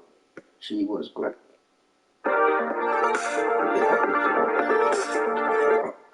Welcome to the Kill Count, where we tally up the victims in all our favorite horror movies. I'm James A. Janice, and today we're looking at Fear Street Part 1, 1994. As its title implies, this is the first part of the Fear Street film series based on the Fear Street book series written by R.L. Stine. Fear Street began in 1989 with The New Girl and eventually spawned over 50 novels and various spin-off series. Most people know Mr. Stine for Goosebumps, but I understand the Fear Street books were a bit more graphic, with teenage protagonists instead of Goosebumps preteens. Personally, I've never read of Fear Street, so I won't be able to comment on how the movies compare. I do know the movies don't follow any specific Fear Street book plots. Instead, the movies take the settings and some characters and tell their own stories, crafted by director and co-writer Lee Janiak, who had previously made the film Honeymoon and directed episodes of the Scream TV series. All three Fear Streets were filmed back-to-back, Lord of the Rings style, from March to September in Georgia in 2019. They were originally going to be released in theaters within a single year by Fox, but that plan fell apart after Fox was purchased by Disney. Eventually, Netflix acquired distribution rights and released them week after week in July of 2021.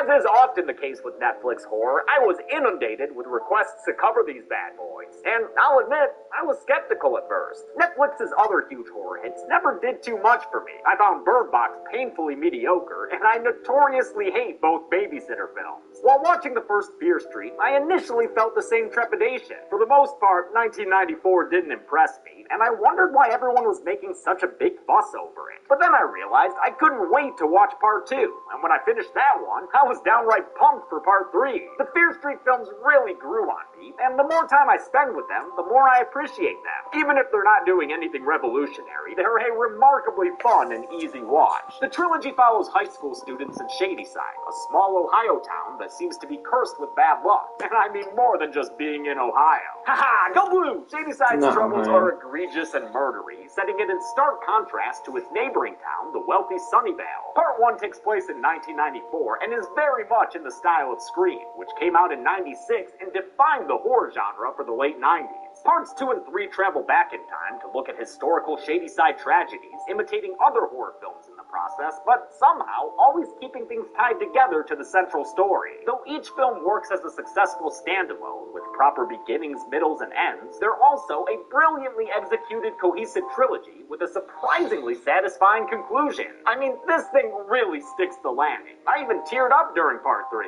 Part 1 is my least favorite film of the trilogy, and the one that seems most derivative. Though it takes place over 25 years ago, it still feels like something made in 2021, no matter how many 90s songs they stick on the soundtrack. And trust me, there are a lot. The needle drops are non-stop, and while I'm a huge fan of 9 Inch Nails and Pixies and Garbage, it's a bit distracting when the first act has a different song starting every few minutes. I have plenty of other complaints that I'll mention during the kill count, but it's worth noting that a lot of people love all three of these movies, and that I'm probably not the target demographic here. I'm in my 30s and tend to like things that are less mainstream. Fear Street has an undeniably pop sensibility targeted towards teens. I think it's great, though, that this kind of thing exists. It's a good bridge into more graphic horror, from things like Goosebumps and Scary Stories to Tell in the Dark. Fear Street may feel like those other films at first, but these movies don't pull any punches. There's a whole lot of gore, a fair amount of sex, and you know what? They even kill some kids. Gotta respect a YA movie that doesn't baby things up too much. Since those gnarly kills are part of the reason so many of you Yay, murdered children. Wait a second, that's not a good thing.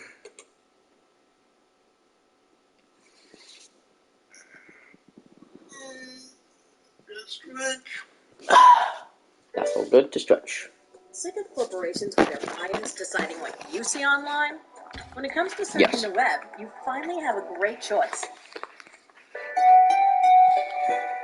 The movie begins with Maya Hawke. We love Maya Hawke. She's so damn charming in Stranger Things 3. Hawke plays Heather Watkins, who works at a bookstore in the Shadyside Mall and sells a lot of Fear Street-looking books written by fictional author Robert Lawrence, which is what the RL stands for in R.L. Stine. Heather's closing tonight, making her a closer, bombing him to Closer, the 9 Inch Nails song playing on the soundtrack right now. It's the Fuck You Like an Animal song, but not the Bloodhound Gang one. That was 99. The only other people here are the janitor and the sex doll. Oh, and Ryan Torres, Heather's friend, played by David Thompson. He was in the Kick-Ass 3 and in Gotham as Scarecrow. Besides that... Oh, not Scarecrow, that's terrifying.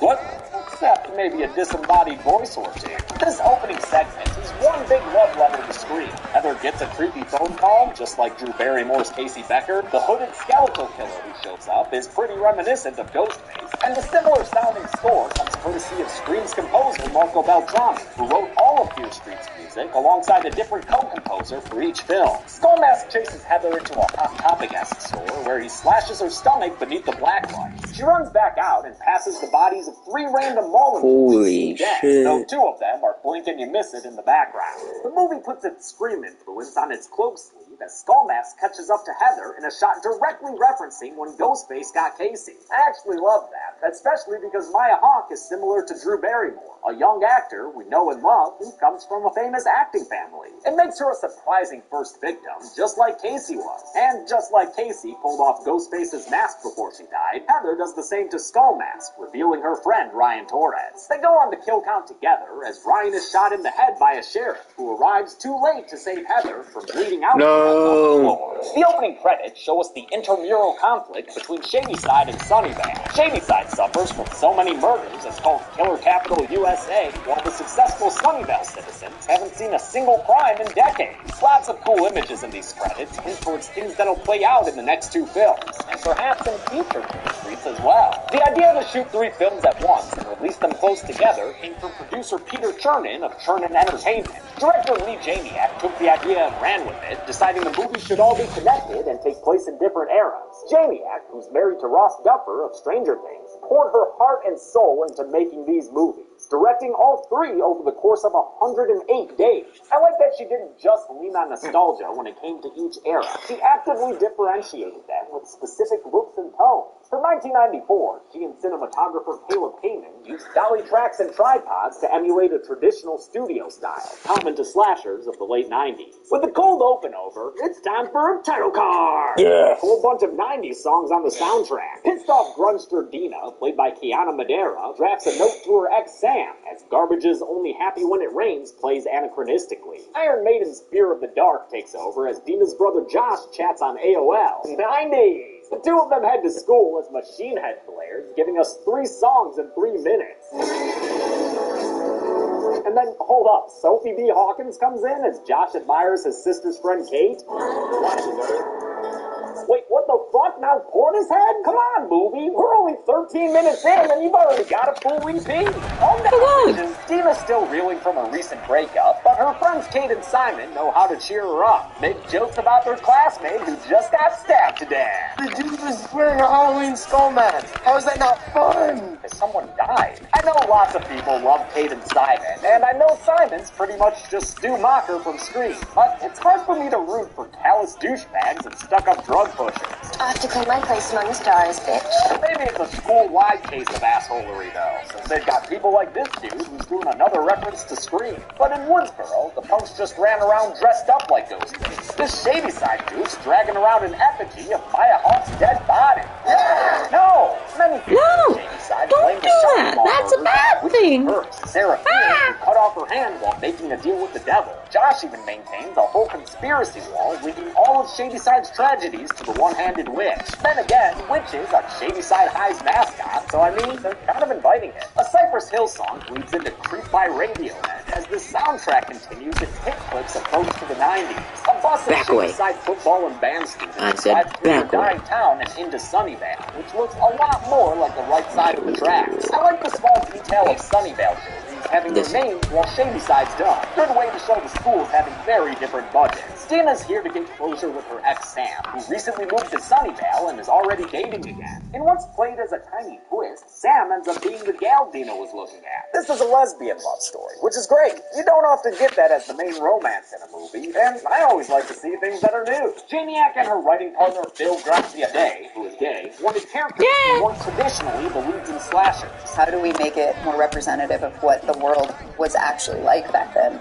This wasn't kind of able to be represented in film. This is reflected in the differing demographics between Shadyside and Sunnyvale, though I think the movie wisely doesn't make that a focal point. It's more of a case of casual representation, letting making its story and characters stand on their own. The broader message is kept mostly to subtext, like with the Curse of Shadyside, which represents generational trauma and how history can hold people back. At the same time, Fear Street doesn't shy away from reality and shows how difficult it was to be queer in the 90s. That's why Dina's mad that Sam, played by Olivia Scott Welch, moved away and is dating a guy now. The Sunnyvale jock, Peter, the butt cheek needer. Dina feels abandoned and says Sam is lying about who she is, while Sam says Dina's too negative and nihilistic. Dina thinks Shadysiders will always fail, as opposed to Sunnyvalers like the mayor Matthew Good. The mayor's brother is Sheriff Nick Good, the sharpshooting skull slayer from the shopping mall. By the way, I know Sheriff Good says on TV there were 7 victims in the mall massacre, but the ones I didn't see ain't going on the count. During a memorial, Peter's a dick about his neighbor's plight, causing a big ol' fight to break out that sends the Shadysiders bussing back home. They're still riled up about it, as are the Sunnyvalers, which is why Peter's sneaking up with Sam and his bros to start some shit. Inexplicably, the bus driver keeps on driving like nothing is wrong, even when the Sunnyvalers toss glass bottles at him. And even when Dina opens the freaking back door? Are you kidding? Yo, driver, you see what's going on here? Stop the freaking bus! Yeah, what she said. Sam's hurt in the crash and crawls out of the car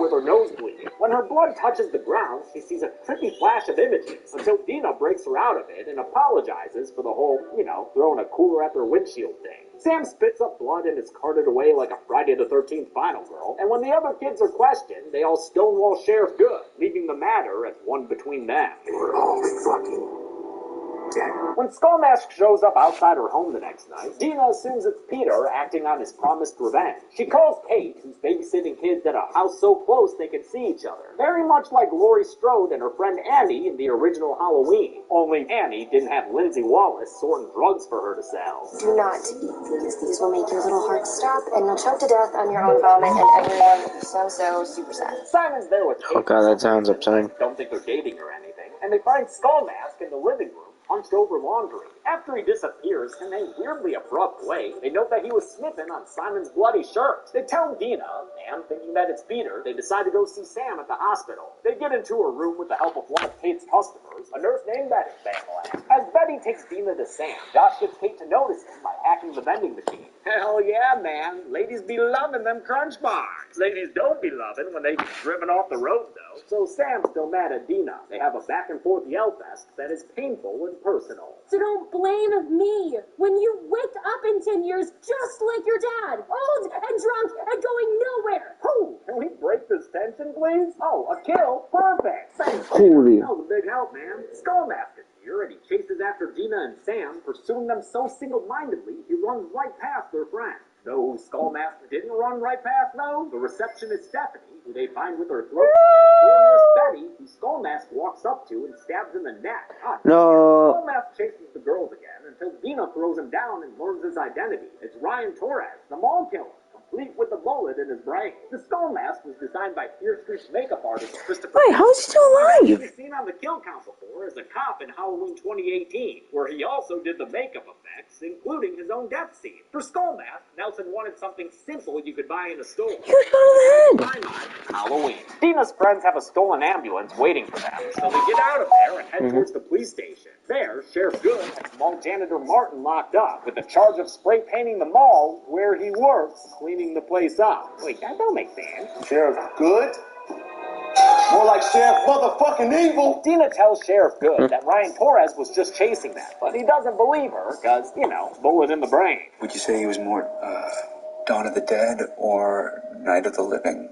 Wait. Dead. Well, he wasn't blue, so night. He leaves to do cop stuff, and in his absence, Dina suddenly steals a gun from police officer Kopinski. Come on, Kopinski, that's like the 4th time this week. During this, Simon comes across a sexy singing chick. She ends up being a scary sexy singing chick who attacks Simon and starts freaking slashing him right in the middle of the road. That is, until she's shot a whole bunch by Dino with that cop's gun. Risky shots there, Dina, especially with the lack of payoff. This little lady didn't even let that interrupt her after Diddy. The kids regroup at Dina's house. Simon mentions the singing girl's straight razor, and Josh realizes who it was. This is Ruby Lane. He says Ruby Lane slit her friend's throat with a straight razor in 1965. Ruby was just one of Shadyside's many headlines of death. In 1978, a baghead Jason-looking killer murdered kids at a summer camp called Nightwing. In 1950, a milkman named Harry Rooker did a couple of murders, including one seen here. Josh's history lesson goes on to give us 2 more flashback kills for the count. Someone beaten with a bat by Billy Barker in 22, and a girl being drowned by a grifter in 1904. All of these killers were seemingly normal people until suddenly snapping and slaying. The first was way back in 1666, when Pastor Cyrus Miller killed kids and cut out their eyeballs. Josh believes all these killers were bewitched by Sarah Fear, who was executed in 1666, the same year the kills began. By cutting off her cursed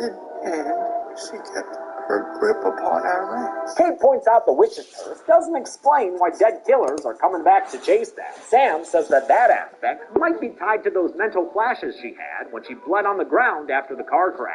I saw the witch. They head back to the spot where it happened, and beneath some red moss, discover bones and chains. Wait, what? Those were right there on the ground this whole time? You're telling me these are Sarah Fear's shackles and skeleton, and shit's just been lying on the side of the road for 300 years? They try reburying the bones to put Sarah Fear's spirit to rest, but it doesn't work, especially not with Sam bleeding all over the bones again, which causes another round of hallucinations and whispers. Baghead Jason starts busting ass towards them, making a beeline for Sam and nearly taking her head off. Dina saves her, though, and everyone's able to escape the Camp Nightwing killer, for now. They realize the killers are only going after Sam. That's why Nightwing ignored Josh a minute ago. The only reason the killers went after Dina and Simon is because they had Sam's blood on their clothes. It's Jaws, dude.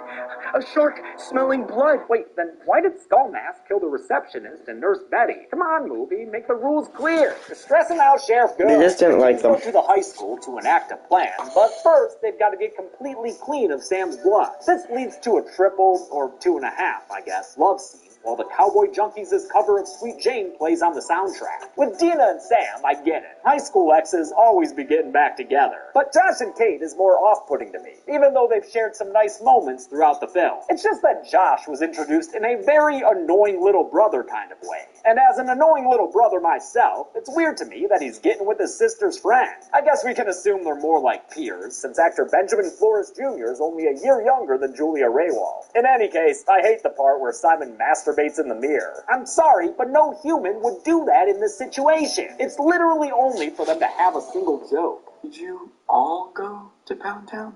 Me too. Josh narrates their plan over Firestarter, one of the sickest songs ever made.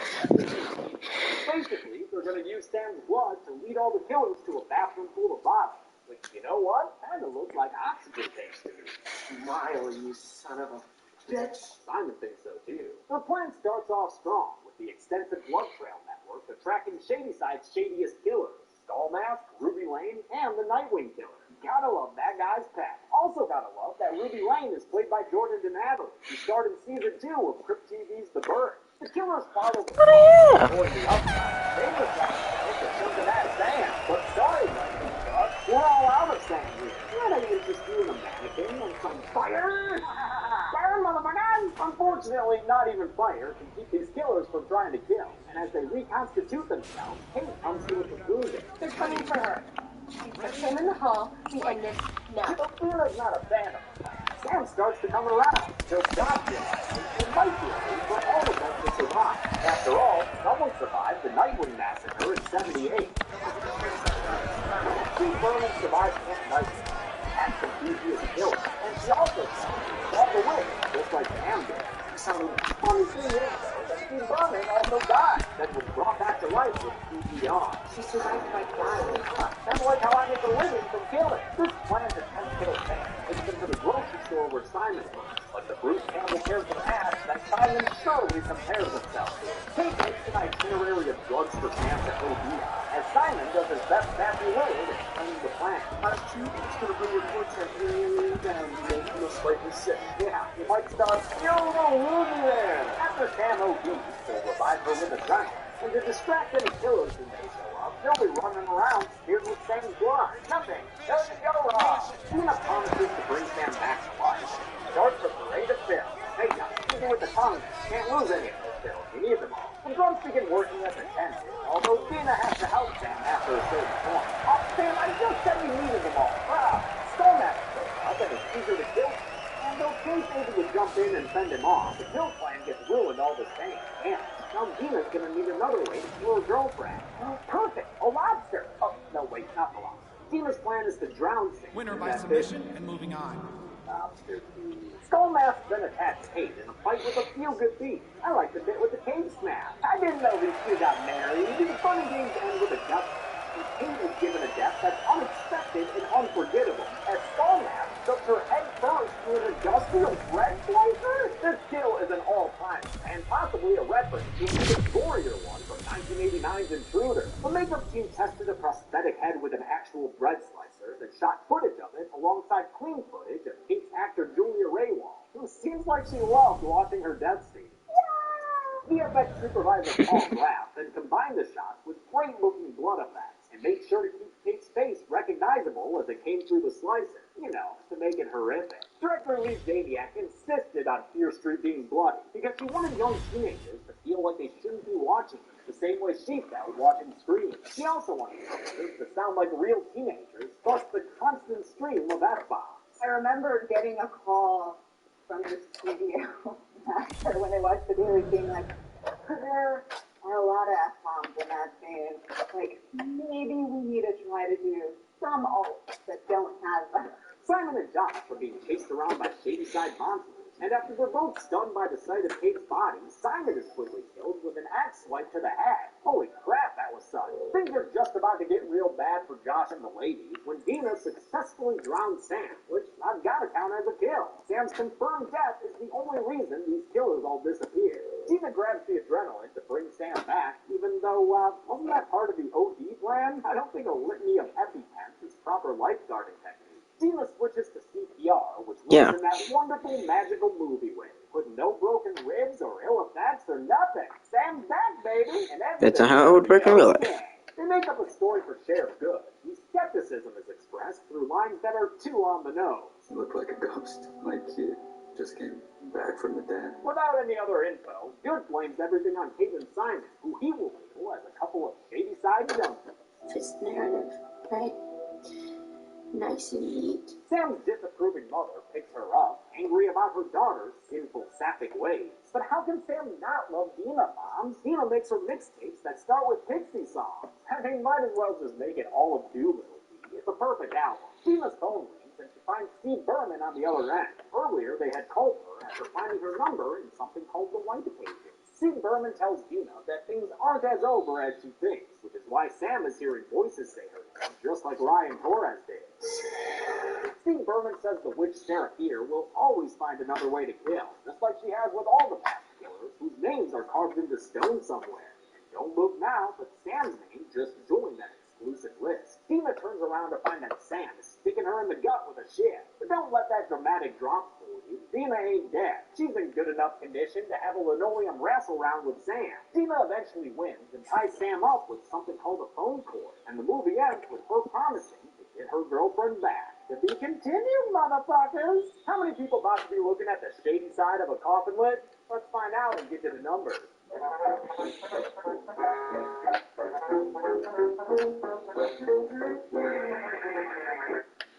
Yeah, that was funny.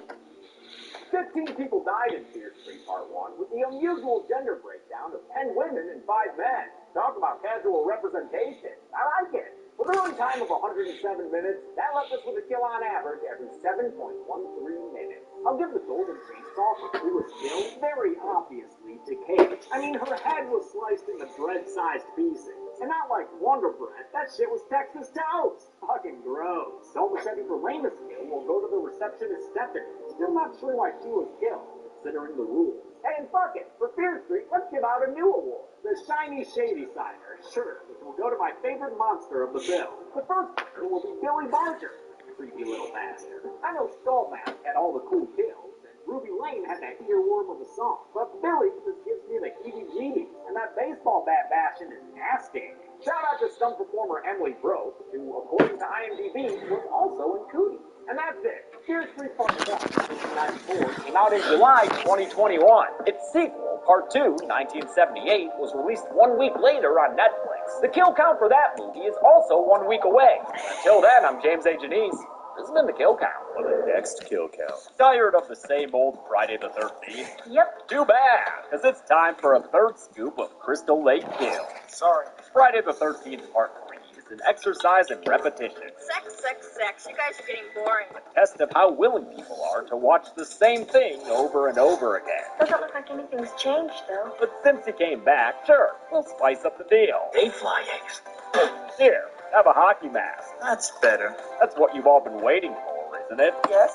Want even more seasoning? How about a whole bunch of 3D? Hey, you better watch out with that thing. Seriously, I can't even count how many 3D shots are in this movie. Everything's just coming after. Steaks, yo-yos, hoo-has, you name it. Sounds disgusting. Let's go. This week, watch another round of kills with some movie around them in Friday the 13th Part 3 in 3D. And on Friday, August 27th, tune in for the Kill Count Recount only. Custom prescription skincare. You can't get off the shelf. Curology.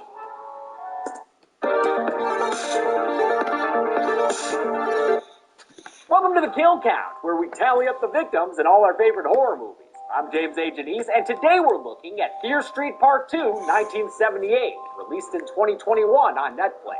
Part 2 technically continues the story from Part 1, but the main plot is relegated to mere minutes that bookend this film. The bulk of Part 2 is a flashback that takes place at a summer camp in the 70s, giving Fear Street the opportunity to try a different flavor of horror. Part 1 took place in the 90s and appropriately modeled itself after Scream. That meant snarky humor, a high school setting, and a general sense of self-awareness. Part 2 takes place in 1978, the same year Halloween came out and ushered in a golden age of slashers. Thus, this sequel is more in the vein of those films from the late 70s and early 80s, especially summer camp set ones like Sleepaway Camp and Friday the 13th. The characters are less quippy and snide than Part 1's, thankfully, and the new cast members put in excellent performances that win you over right away. Changing up...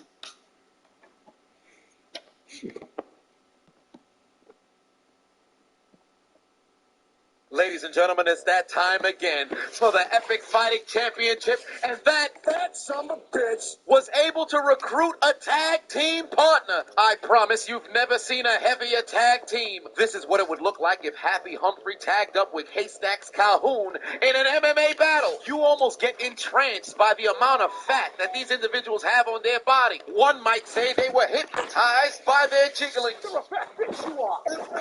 Bruce, why weren't these individuals invited to the conference for the NAAFP? We're stopped. You know what? Maybe everyone should sit down. Nevertheless, here comes their opponent. Evidently, he too is a fat guy, but a professional fat guy. This man's name is T-34. What is he, the plus-size Terminator? Yes. No doubt this is going to be an interesting battle. Just imagine the friction. They better reinforce the ring. We've got a heavy matchup tonight. Let the games begin. Round 1. Fight. 2 out of shape versus 1 in shape fat guy.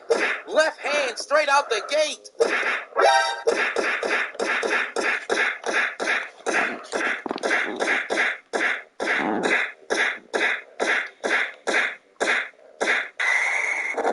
Oh my God. Hey.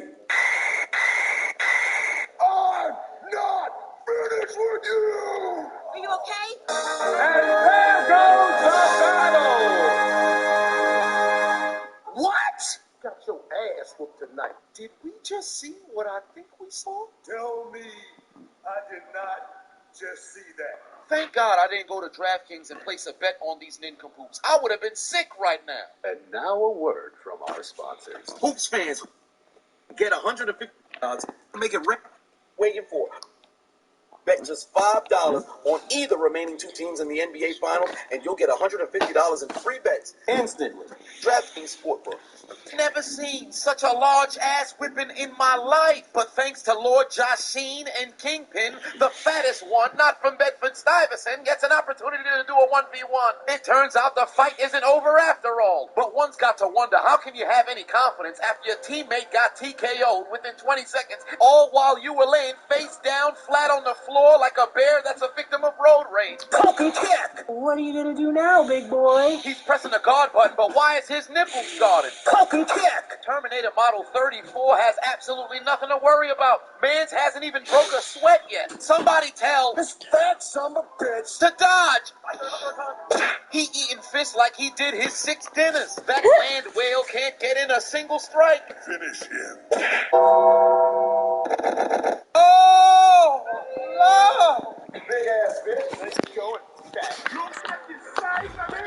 It's a monster. Terminator Fatman 34 TKO 2 fat people, one twice, all inside of a minute. I need food. I need food.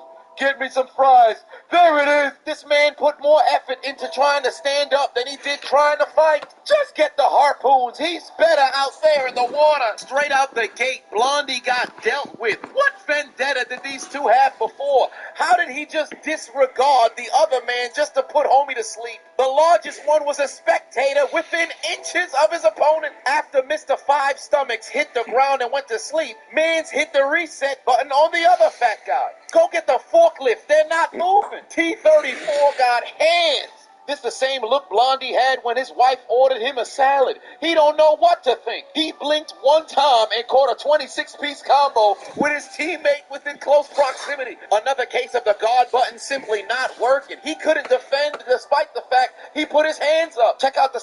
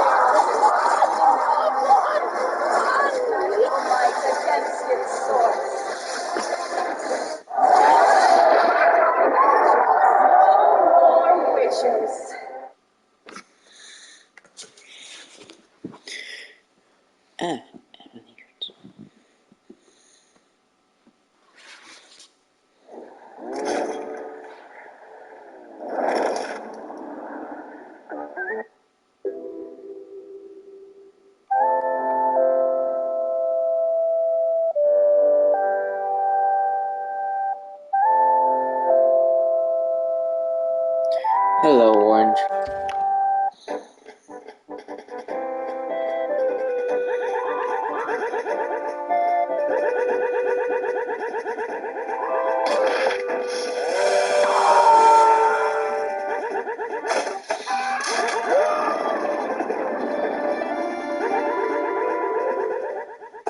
Can I offer you a nice egg in this prime time? Thanks.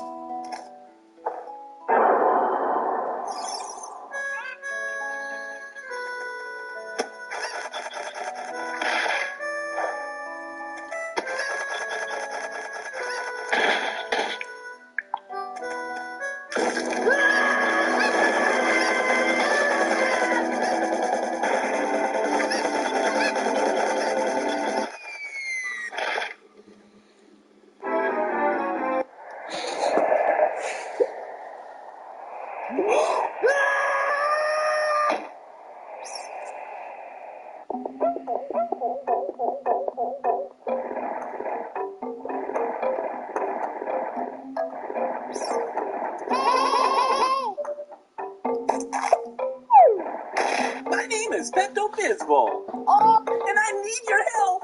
Ganondorf took all the dragons to feed to the Gorons. Ganondorf took all the Gorons to the Fire Temple to feed the dragon.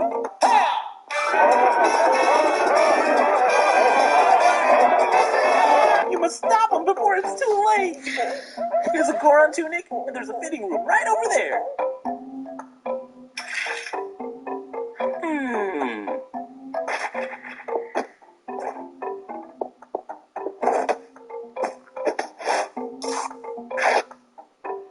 I like it. The Fire Temple is right here. It's a secret. Be careful.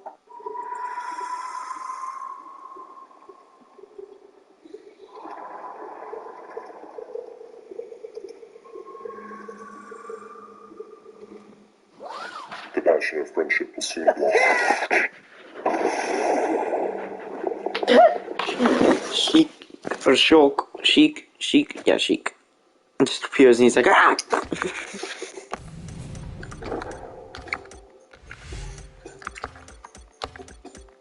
Oh.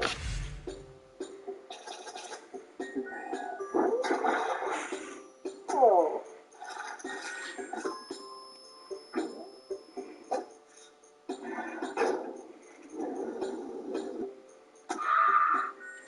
Enough is enough! I have had it with this snake.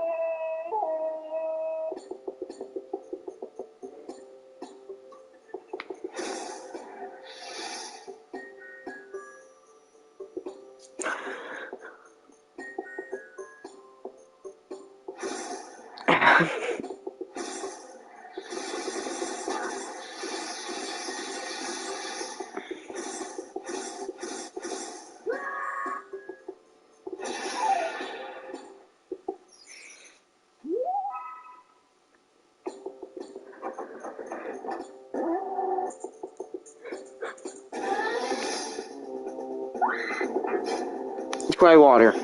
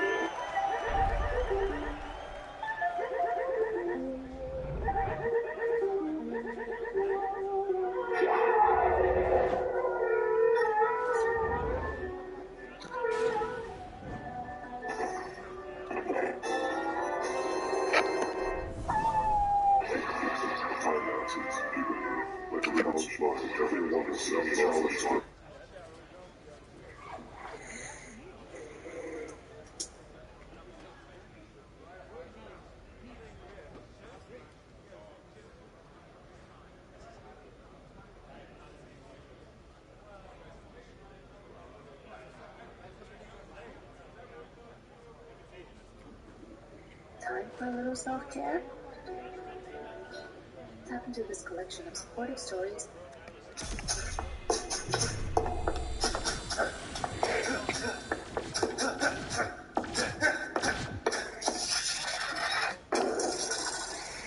Punch-Out is one of Nintendo's longest tenured franchises, using boxing as a template for what essentially boils down to a puzzle game but with punches. As all good puzzles should have to put those Poindexters on our level. Of course, Punch-Out isn't something you should take very seriously since you're going up against magical teleporting Indian men, guys wielding stabs in the ring, and someone who thinks it's okay to kick in a boxing match. However, all these guys raise a very valid question. How exactly does the governing body of Punch-Out's boxing world define its rule set? The only way these flagrant fouls would be allowed is if there was literally no rule set whatsoever. If this is somehow not grounds for at least a point reduction, you're going to get someone with a knife in their gloves sooner rather than later. So, I wanted to see exactly what... Para vida. It's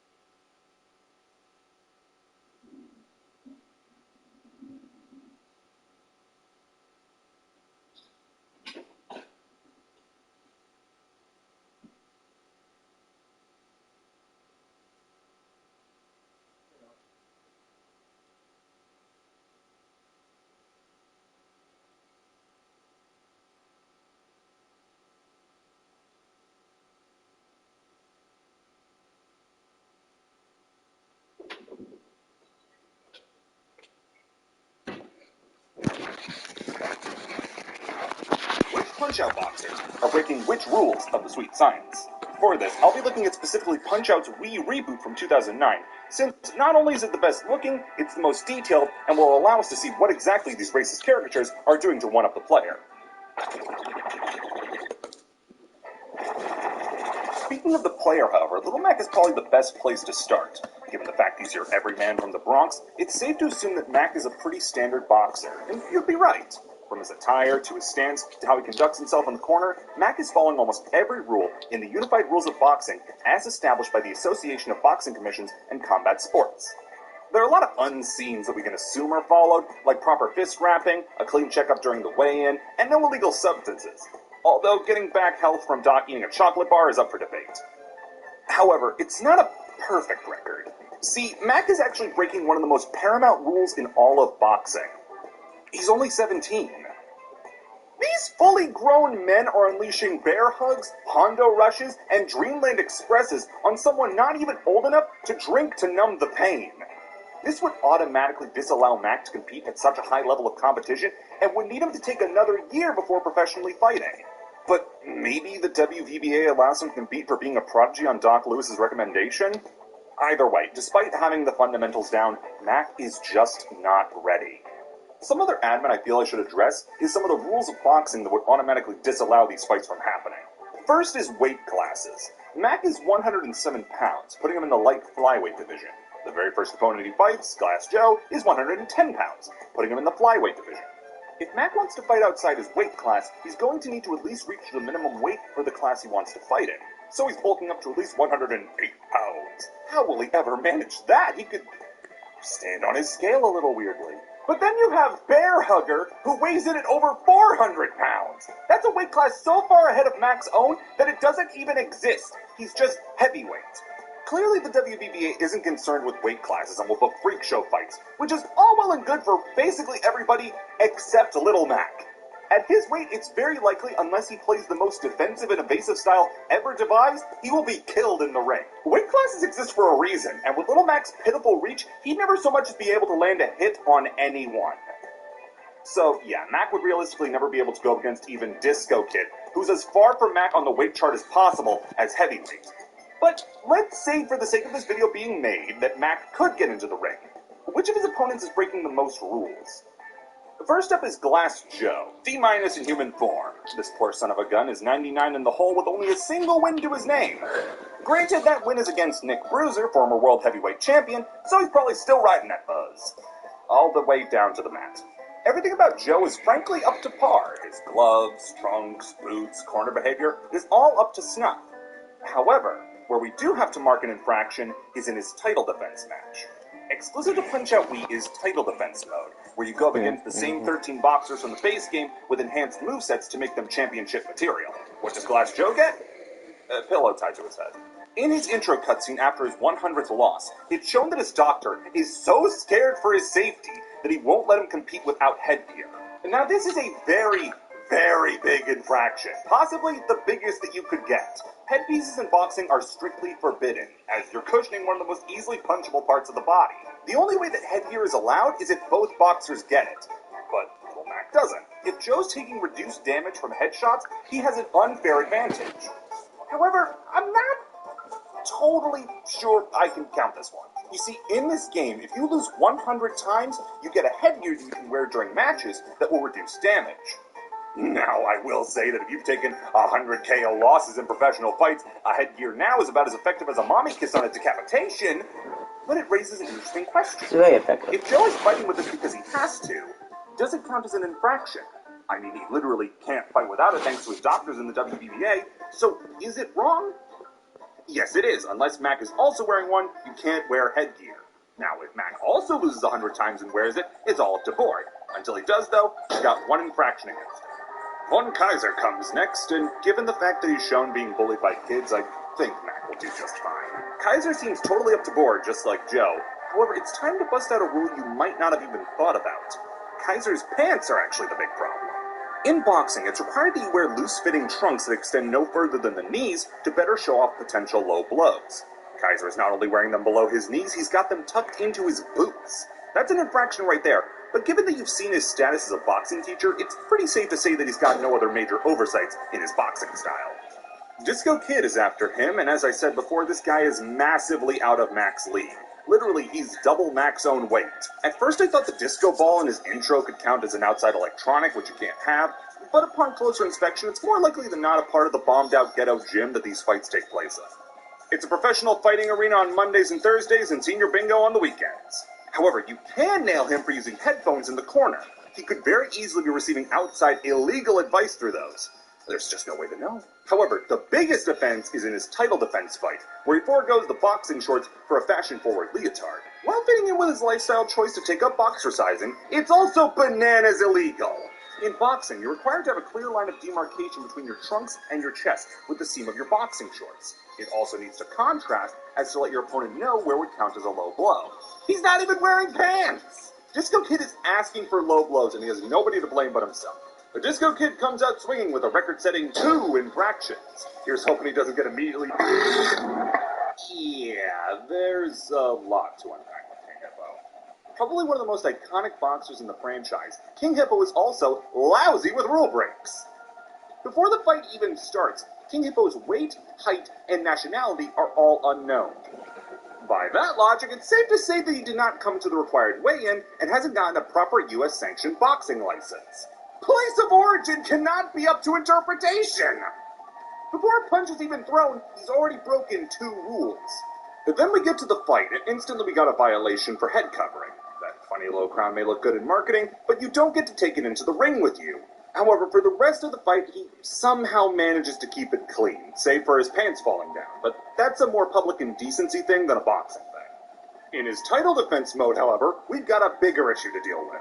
His crown is back and actually bigger this time, but the real issue to discuss is what's going on with his stomach. He's wearing body armor! But would you believe me if I said that the covering for a man's hole isn't the only problem here? Only in minor circuit fights are you allowed to have tape on your body. That's why the big X over his tummy is legal. In a world championship fight, you can't have tape on your person. So taping the manhole covering is a whole new rule break. King Hippo manages to break 5 different rules in his fights and puts him well ahead of the rest of the pack. Moving on to the major circuit now, Piston Hondo is up, and with him we get the most up-to-bar boxer thus far. Literally the only thing you can get him on is his headband. That's because it's a head covering and it might allow punches to slide off easier. Other than that, Hondo's playing the exact same game you are. This is even a problem exclusive to the Wii version, because in the original he fights without a headband. Sadly, though, he's been barred from competition for the most heinous crime that a boxer, nay, a human, can commit. Pirating manga. After him is Bear Hugger, and given the fact the game was made by a Canadian studio, you'd think they make this rep one of the more noble ones. There's a lot to unpack with Bear Hugger. First is his attire. Just like Von Kaiser, you gotta be showing off those knees. Also, like Disco, there's no distinct line between his upper and lower body. Not to mention, in title defense, he's got a head covering too in the form of his hat. Now let's get on to the wholly unique infractions. He's got far too bushy a beard. In boxing, you need to either be clean-shaven or have well-groomed facial hair, and certainly no beards are allowed. Something like that acts as a cushion for the jaw. In between rounds, he's also chugging on maple syrup and taking naps. This covers 2 whole new infractions. The consumption of anything other than water while in the corner that you may associate with a certain someone else, and not taking the fight seriously. Not only is it disrespectful, but it's also a breaking of the rules. However, let's get the big one out of the way. He's not fighting alone. Bear Hugger brings a squirrel with him into the ring for title defense. Let's ignore the animal cruelty because it's shown that the squirrel gave consent. It's shown that the squirrel gave consent. And instead focus on the rule of boxing that only the fighters and the ref can enter the ring. Can't do tag team boxing despite how cool that sounds. Bear Hugger overall commits 7 different rule breaks in the ring. Boy, I sure hope he isn't immediately shown up. This one's just weird. Let's get the elephant out of the room for now and just deal with him later. First off is the obvious head covering. Can't do that. Also, he's wearing full pants rather than boxing trunks. It's blasé at this point. And also the last boxer in the game to break this rule, since from here on out we're all playing fair in the pants game. He also leaves the ring at points, which is incredibly illegal, which he can only do because of... No, let's just get it over with. Now, in the unified rules of boxing, there isn't anything exactly outlawing the use of magic, but at the same time, I feel like it's only because Evander Holyfield never tried a fucking cup and ball trick in the middle of a match. So he's obviously cheating with the use of magic, but it's not that easy. Essentially, I need to make up a rule on the fly here. Do I penalize him under each different class of magic used? Do I penalize him once under the broad umbrella of magic usage in general? Are clones counted as outside influences despite the fact that they're the same guy? If the clones can't do damage to Lilamak, are they a threat? Ultimately, it came down to this. I'm handing out an infraction for the teleportation, one for the floating, and I'll give him an infraction equal to the maximum amount of clones he uses in one fight, which is in his Mirage dance, where he uses a clone in the back and one to try to pincer you. So I'm giving him an overall 4 infractions for the usage of magic. That lands Tiger with 8 infractions when you add in the use of a flying carpet, which again, isn't covered in the rules, but I'm just pretty confident about it. Call it a hunch. As a breath of fresh air, Don Flamenco only gets 2 infractions, with the first being for the toupee that he wears during matches. That's a head covering, and as unlikely as strike through the top of the head is, and no matter how little it covers, an infraction is still an infraction. However, his second one is for one that you might not have even seen coming. In his mid-match corner rests, he'll spritz himself with perfume. There are actually a few reasons that this is illegal. First off, the use of an aerosol can be used as an irritant for the other boxer, as the scent can disorient them. And the actual perfume applied can cause the gloves to slip off. But key amongst these facts is that in the corner, only an adrenaline solution, Avitine, and thrombin are allowed to be applied. Unless that thing is filled with liquid adrenaline, you can't have it. I'm also iffy on if this counts as magic, but I'm willing to let it slide as it's outside of the fight. Recreational magic is fine. But thankfully, it looks like the worst of the cheaters are behind us as we move on to the world circuit. Who's next exactly? Oh, fuck that! Soda Popinski is next, and let's just get the obvious one out of the way to start off with. Just like Bear Hugger's syrup, you can't drink soda while in the corner. But he brings a whole new level of cheating by doing it in the middle of a match. Not only does this already fall under the previously explained rule, but he's also bringing foreign objects into the ring. Not to mention he's a sloppy drinker, and by getting soda onto his chest, he's applying an illegal substance to his body. I'm sure you know how sticky soda can be, so imagine trying to punch someone drenched in it. But now for the big one, as he's the only boxer that we know of that's doping. We see doctors making him special soda in a lab that lets him pull a truck with his teeth. And he's guzzling 18 bottles of this stuff in a match in his title defense intro. Doping is one of the most frowned upon things to do in sports, and to do it in front of a crowd at the expense of innocent Fanta is almost admirably bold. Bald Bull comes next, and with a head shaped like that, you can imagine he's gotten a few broken rules under his belt. For starters, between rounds, he's shown applying hot towels to himself, which, given the rules of boxing, he can't do. You can only apply a cold towel to yourself if you want to use one, but maybe it could be a cold towel and he's just so hot from boxing that he's steaming? I'm willing to give him that one, but one I can't budge on is his rage issues. Bald Bull just sort of rampages and wins fights by accident rather than on purpose. As such, after winning the title in title defense mode, he's so blinded with rage that he attacks the ref, throwing him out of the ring. That doesn't just get you a penalty, that gets you banned for life. As well, when he's in the corner, he's shown lifting weights, something I'm not exactly sure on the legality of, leaning on the side of no, but when you get to the point you start hucking them into the crowd, I feel like that's enough to get the ref to ask you to leave. Super Macho Man comes next, and with him he brings a ton of infractions. One of a kind, too, so that's good for him, I guess. First off is the gold chain and earrings that he wears. Boxing rules dictate that you can't have any piercings, and you need to take them out before a fight starts. Speaking of attire, his trunks have personal branding on them, which is strictly forbidden. Along with that, in between rounds, he's taking questions from the press, which violates rules regarding press distance from the ring, allowing them only on specific sides of the ring from a certain distance. On top of that, he's got a personal electronic with him in the camera that he's taking selfies with. Then there's the foreign object he brings into the ring when he puts sunglasses on to try to hit the Super Macho clothesline. Speaking of which, I think it's fair to say that there's a little bit of a chance that there's outside interference. The flash photography only gets bright when he goes for the clothesline, and him putting on the glasses acts as a signal to the audience members to start flashing their bulbs to mess with Little Mac.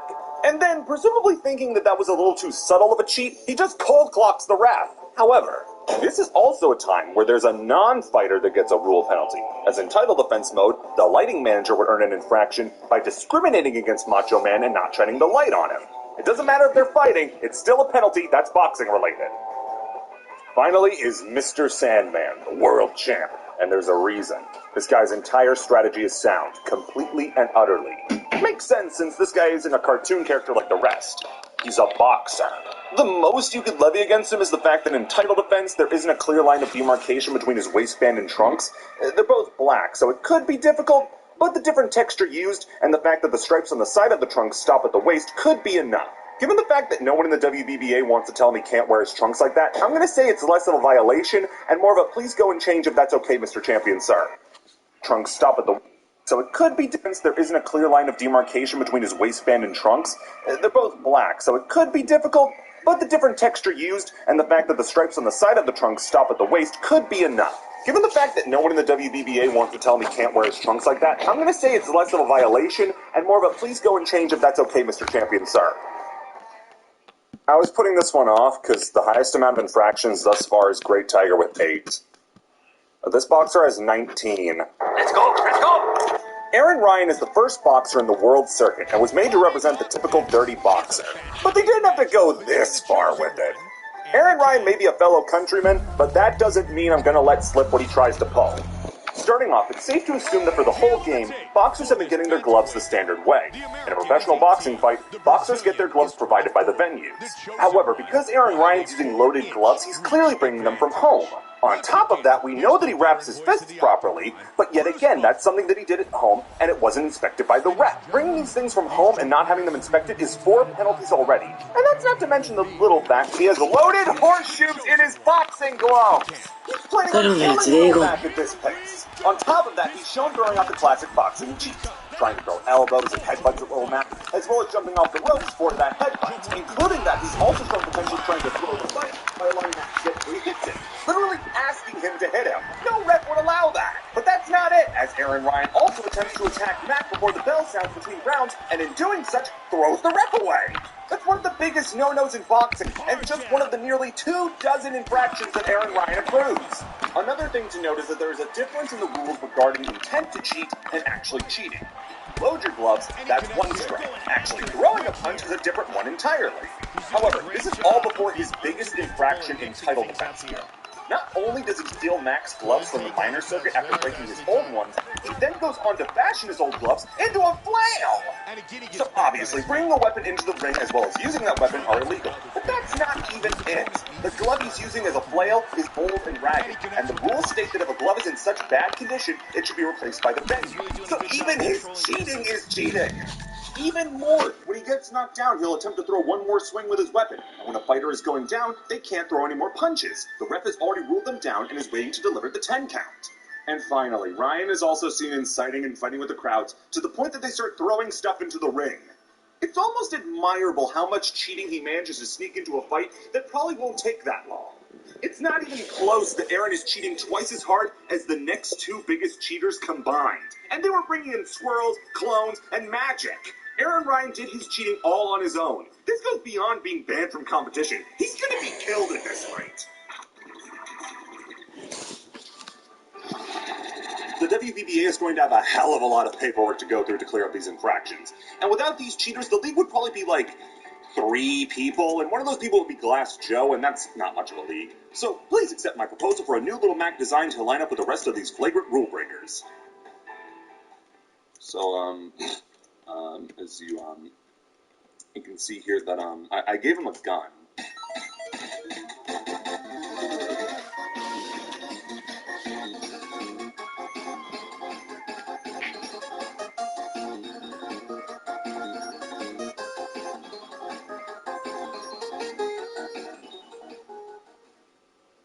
Hello, Discover Card here to explain our cashback match. We match all of the cashback you earn at the end of your first year, automatically. It's that simple. Discover. Exceptionally common sense. Learn more at discover.com/match. Limitations apply.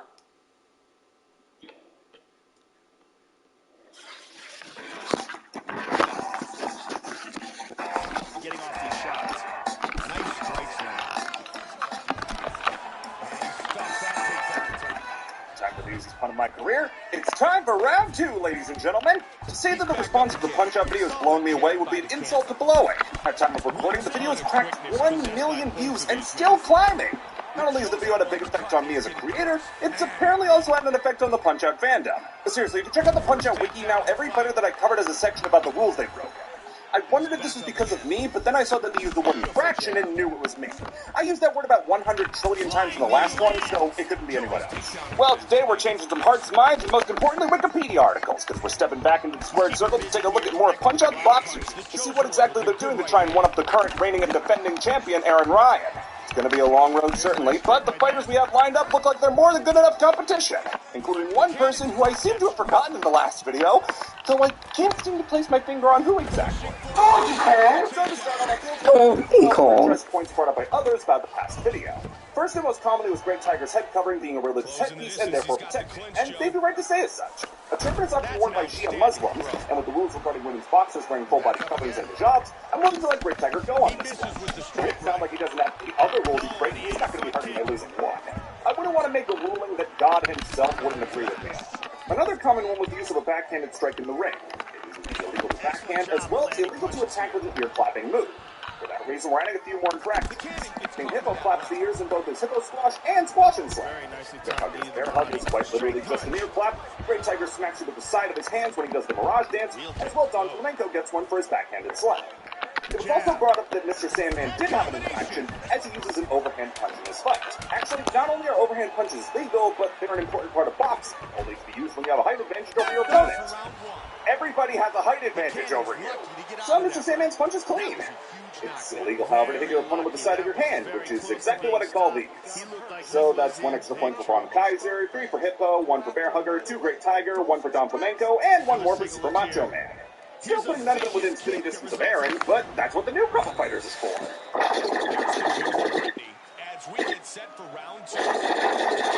Except, not all fighters are created equal.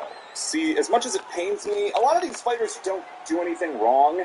Kid Quick, Piston Hurricane, Mr. Dream, Mike Tyson, and Pizza Pasta are all too boring to be considered for the list, since they're just bog standard boxers. I know Pizza Pasta is someone that a lot of people wanted me to talk about, but trust me, the only interesting thing about him is his name. Also, if I start judging real-world boxer Mike Tyson, I'm afraid he's going to come to my house and perform amateur brain surgery on me with his fists. My style is impetuous, my defense is impregnable, and I'm ferocious. I want your heart, I want to eat your children. I ain't Other than those guys, Are you kidding? And the NES game has already been covered.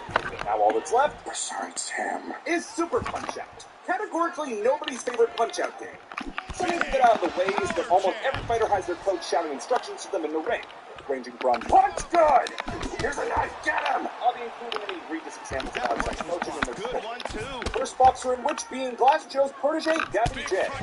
It's like Joe, he seems too pathetic to be hiding any nefarious tactics, and in all fairness, he isn't. He's wearing his cheating all over his body.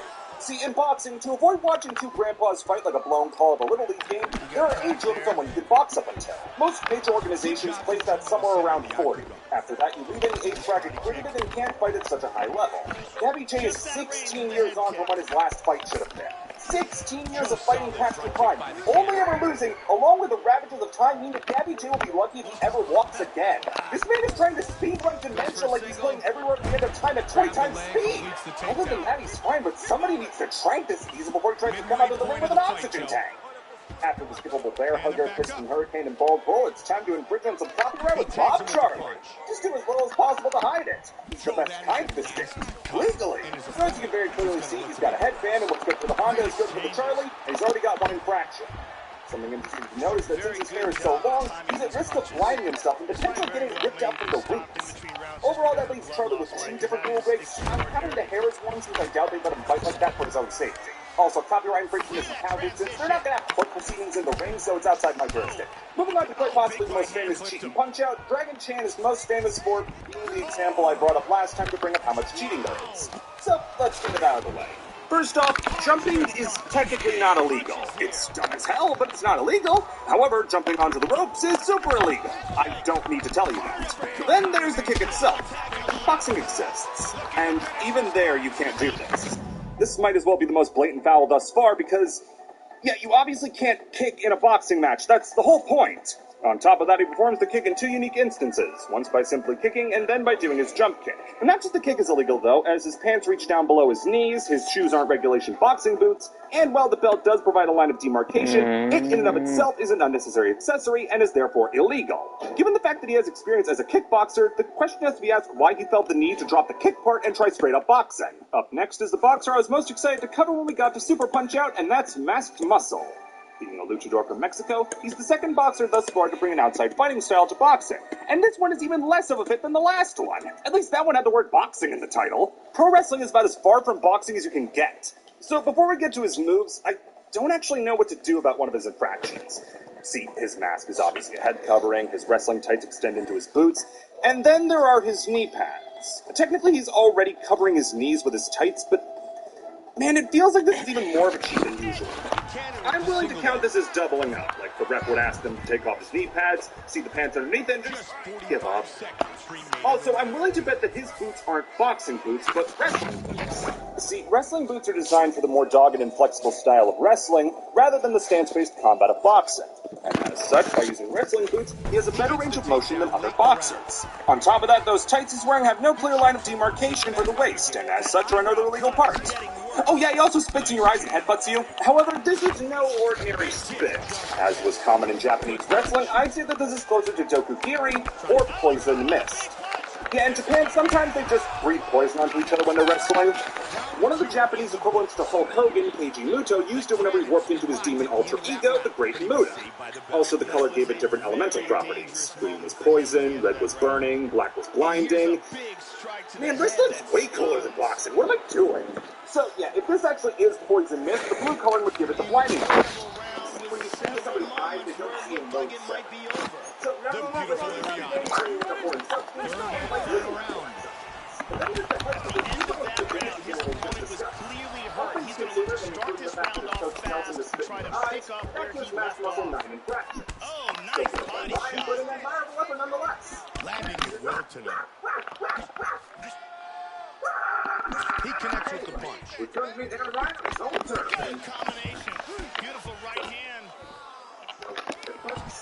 No elbows, no boxing gloves on screen. Body with the knee. Nice I don't believe it, but take a look at our stats here for the cannon. Landing 75% of this kick. Perfectly up the board. But maybe you can get him on ground little man, right? He's going to try to take the ball. No, that's a quick. Nice punch by the cannon. It's the reason that Mayweather vs. Pacquiao is one of the worst fights ever. I genuinely never thought I'd say this, but Aaron's clean. Good shot. This makes sense to ask, though. Continue to punish that between this game and see the swelling continues to get worse and worse. He's absolutely targeting that eye. You can clearly see he's landing combinations on repeatedly.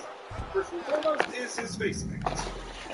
I know, but for the same reason you can't have perfume with Don Flamenco, that face paint could be a grease-based paint, and as such would make it easier for blows to slip off his face. Of his face, let's talk about what's on top of it. It's clear that he is proud of his hair, despite graying at 19.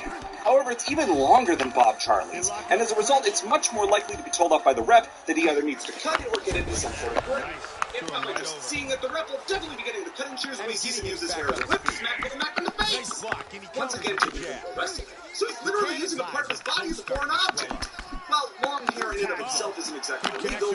It would certainly set the precedent that it is. That also is a good example. Oh yeah, the teleporting. Now, you may be tempted to say that this is just fancy footwork, but the fact that it's fancy, well, let me tell you, this is fancy footwork, this is teleportation. I'm an experienced magic critic now, thanks to Great Tiger, and let me tell you something, this is a classic case of teleportation. He even calls it a Mirage Dance too. He was an inspiration. That leaves Hiki with 4 infractions.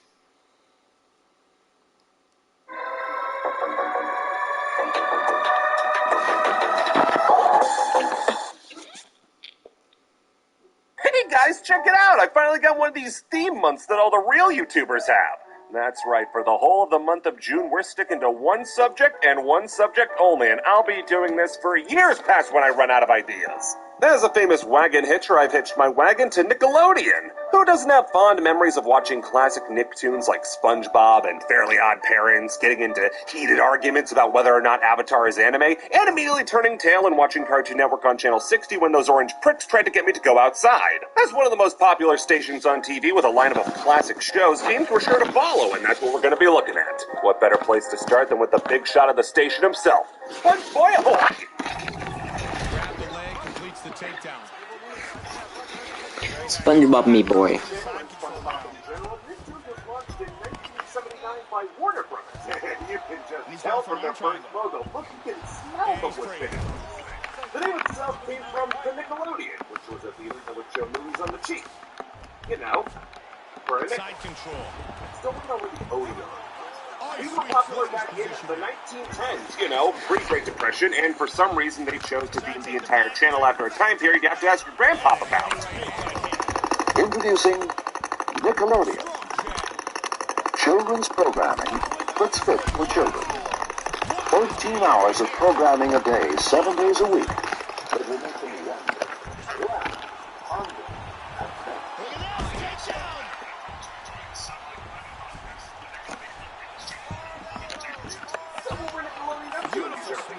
Surely they were just pumping out some of those Nicktoons we all know and love. You gotta dance in mind. What more can you ask? Yeah, Nickelodeon was not only not a very engaging channel from its inception, it was a massive loss leader, seeing as the channel did so little with the profit. There were paid teammates for shows, not just spinning heel check. There were no ads, so there was no money to be made there. But then what took up the time that should have been for the ads? Bring back the mind! Nickelodeon was such a massive money pit that to make up for its failing, it was partnered with its much cooler brother, MTV. See, when you have a channel that changed the way TV was used, and that channel whose main attraction was, again, a dancing mime, might as well use one to pick up the slack of the other. 1981 was when Nickelodeon's fortunes didn't so much turn as they did briefly glance over their shoulder in the right direction. The official decision. I think I won that. After 3 rounds, we go to the judges' scorecards for a decision. All 3 judges scored the contest 9-28. For the winner by unanimous decision, and now, this season's ultimate bantamweight winner, the Chosen One. And there he is, this season's Ultimate Fighter.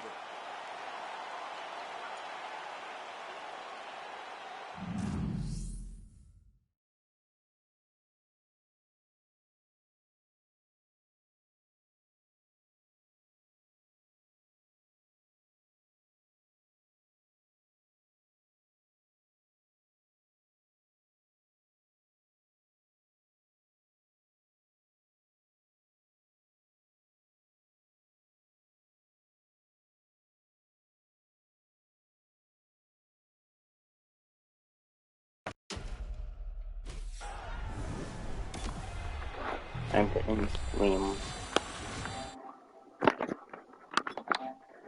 Coach the comedians